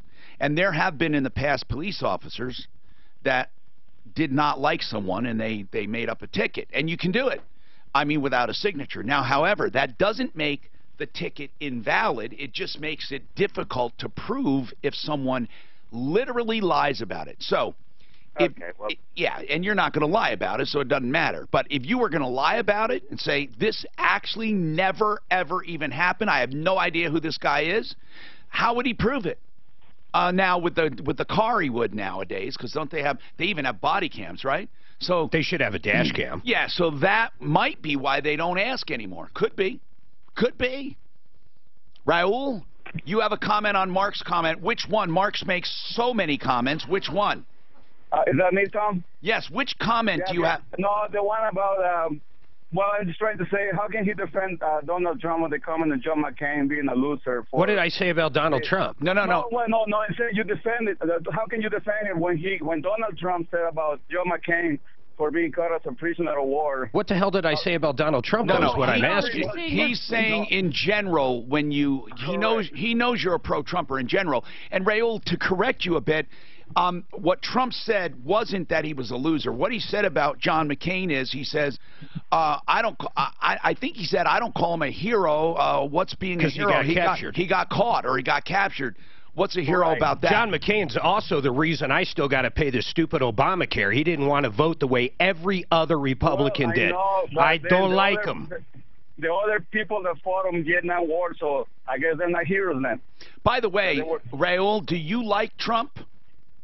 Do I like Trump? Yeah. Yes and no, honestly. Can I ask you a straight... I like that. He's very honest. I want a straight question, and I mean this. If you could answer this honestly. Do you think, and don't just give a knee-jerk, do you think Donald Trump is racist? I don't have any facts for me to say that he is or not. You know what I mean? That I actually witnessed something. So I really can't answer that. Because it is so assumed by the progressive side, and I know this from the insinuations at award ceremonies, in movies, in everything, that he is a racist. And whether I like him or not, his personality, I think it sucks. But that doesn't matter. I don't think he's a racist, personally. I just never got an indication. I don't either, but I'd like to have Raul come in as a common man. We'll buy you lunch, man. Because I like someone that says it straight. Now, Dave wants to promote something, so I'm going to give him time. Go ahead, Dave. Anyone can call about anything from now till the end of the show, and especially if you have questions for Frank Duran, the real estate man, Brent Ivinson, Ideal Home Loans, or Stephanie Thomas, Red Bow Realty. If you have any real estate questions at all, hey, Dave, what do you want to promote? Yeah, I wanted to promote Hope Kids Colorado. What is it? It's a local charity that helps out with families with grave illnesses, terminal illnesses, and they've helped out my family in quite a few ways. How did they help your family, Dave? Last year, my son got diagnosed with a brain tumor. So, how old is your son? He was 2 at the time. He's 3 now. How is he doing? He's doing okay. We're doing a kind of a non-traditional chemotherapy, and things are proceeding along. So. And is it inoperable? We actually had a surgery last year, and then it grew immediately back. Wow. Is it cancer? No, it's actually a brain tumor. It's a very rare brain tumor that's not normally seen, and they went in and operated on it. It was supposed to be fixed with the surgery. 7 weeks later, it grew back 50%, and then we started chemotherapy. Is this Hope Kids kind of like the Ronald McDonald House? Similar. They do local events for kids. They do Rockies games, Avalanche games, things to get the families out to kind of get What a some of the great stress out of charity. their life and let them Oh, say so it's let them be normal. hopekids.org. Okay. And it's the Colorado chapter. Yeah, there's different states on it. You have to do the drop-down menu and hit Colorado. Okay, Dave, I'll say a prayer for your son, and thanks for calling. We appreciate it. hopekids.org. This report is brought to you by CC's new Endless Pan Pizzas, now on the buffet. I-25 back. Lefty. What he said. He said that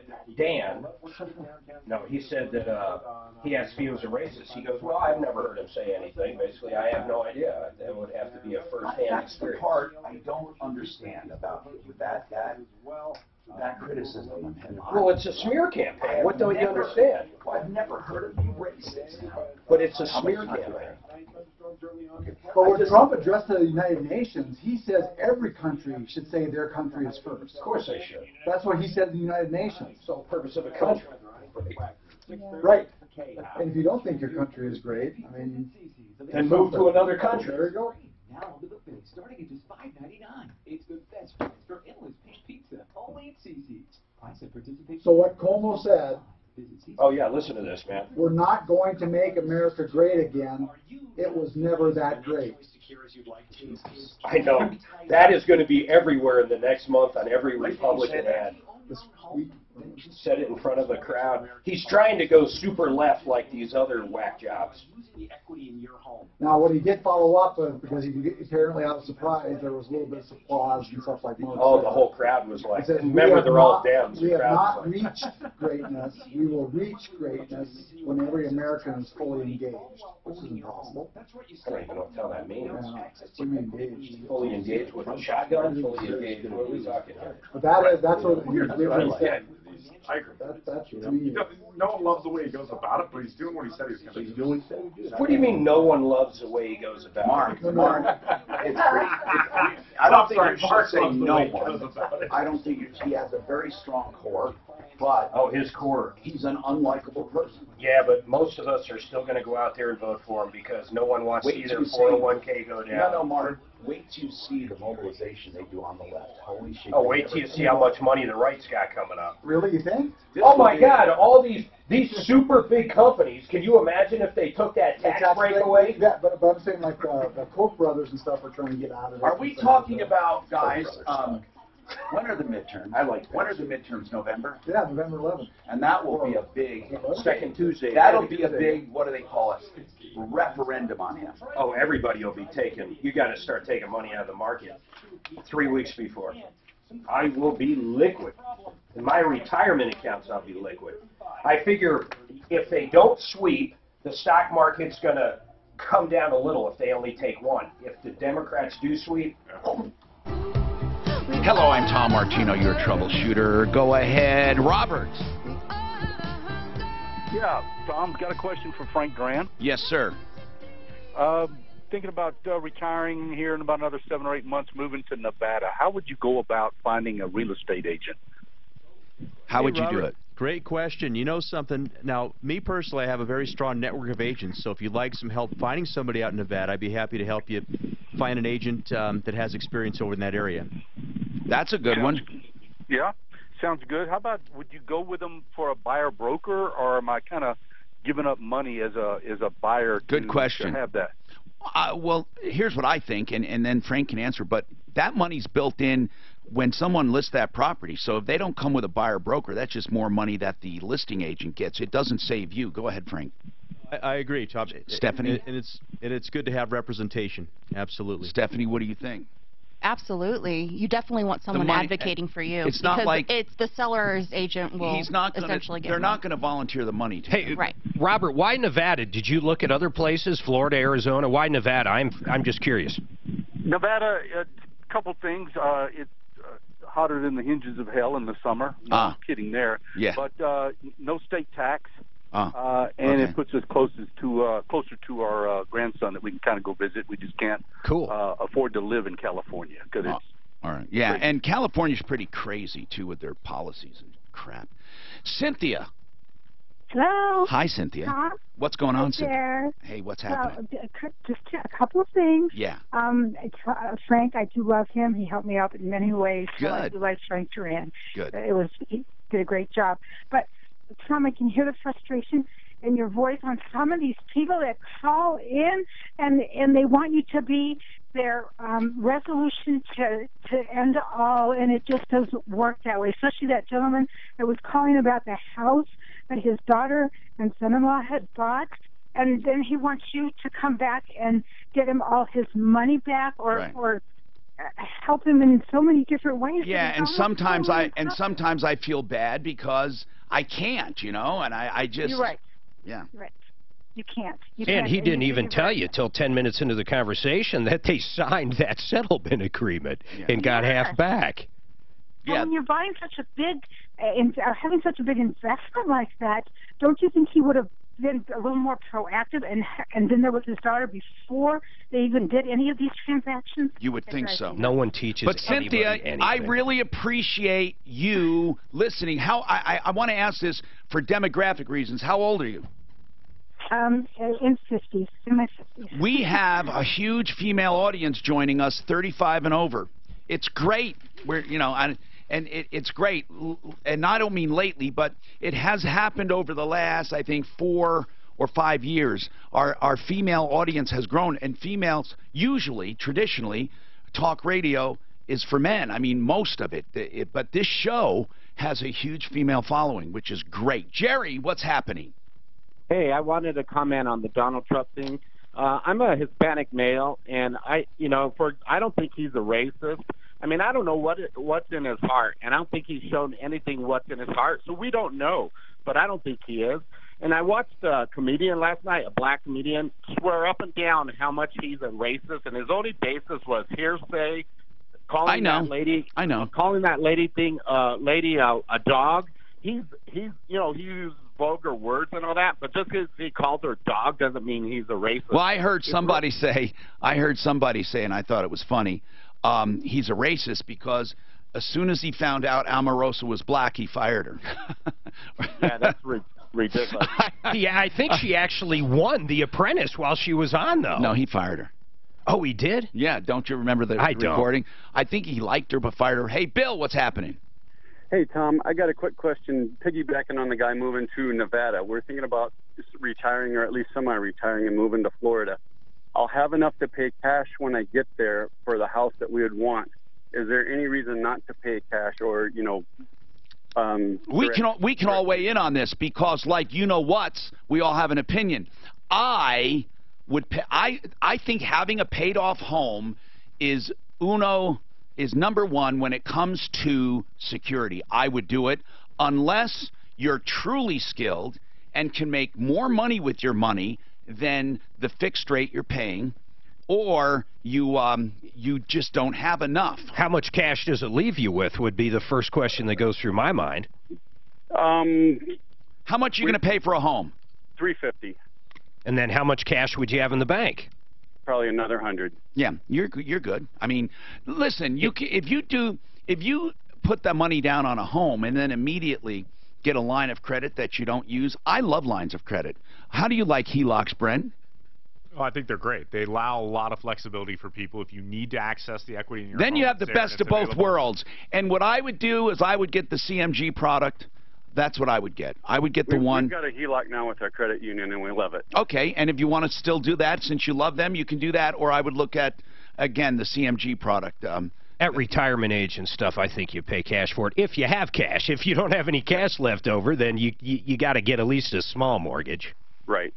I'll probably have some small job just to keep myself occupied, too. And you will be amazed. My dad retired to Florida at 72. He's 75 now. He got so bored, he got his real estate license, and he's pushing retirement properties down there, and he loves it, and it keeps him active. Here's what you're going... I'll do something to keep myself busy, but... Listen to this one. Dog track, baby, dog track. You will absolutely be shocked at what $350,000 will buy you compared to here. Oh, it's a mansion. You will have a beautiful home. Whoa, wait. What part of Florida, Bill? Quickly, what part? South of Tampa. Oh, God, I love it. Bradenton area, Sarasota. Further towards Port Charlotte. I love that, too. I know the whole coast, man. I love, love, love it. I'm Tom Martino. Don't forget Frank Durand, realestateman.com. Stephanie Thomas, Red Bow Realty in Colorado Springs. Brent Ivinson, Ideal Home Loans. I say this every day, and I mean it. Referralist.com. Do it, and save all your problems for me. Introducing your weekly mixtape, starting today and every week. Yeah, Frank, get that filled out for the SEP. Okay. I'm going to give you my contact down there. His name is Andrew. He's the same one that set up Tom's and mine. And then just fund it with whatever you want. And then anytime you want some advice. Thank you. Let me steal your ears, man. No problem. Thank you, buddy. No problem. Thank you. I always learn when you guys are here. I forgot to ask Frank a good trivia question from Seinfeld. Now we're good, yeah. Frank, what episode on last week and we're back at it. what episode on Seinfeld was pulled from NBC? Was pulled? Yep, pulled. They will never run it again. Did we see it? Yeah, you've seen it. On NBC, they'll run it somewhere else, but on NBC they'll never run Oh, it. the one about the meeting with the execs? Nope. No. Oh. I'm going to have to make a guess. Go ahead. Okay, let me ask a clue. Go ahead. Was it in the early seasons? Mid or late? Mid. Give a clue Mid to late. It could be considered racist. That's why they took Yeah, it out. they pulled it because Which one? one particular group absolutely went apeshit, and NBC pulled it until this day they won't even air it. We With had to what? port it? Oh my God, that was a good. No. What That's a about bad man. what about the guy that Here's the funny part. He might have never even seen the episode. What about John Paul? Nope. No.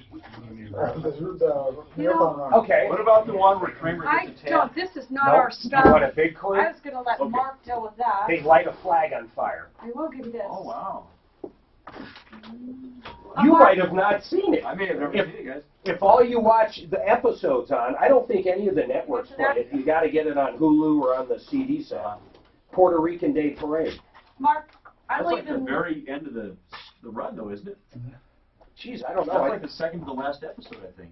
Oh, is it really? That's where George goes in with that pen, where that guy has the pen Yes, on the movie. yes. That's right. I got good. I What's the movie? That's banned from NBC. And what was the name of the movie that he was Excuse doing me, that Mark. on? You can deal with this, okay? Blimp. You know All what? right. That's what the The it's like Hindenburg. Hindenburg. Yeah. And what was George's line? See ya. Hey, Steph, Do you remember? Yeah, That's gotta hurt. That's gotta hurt.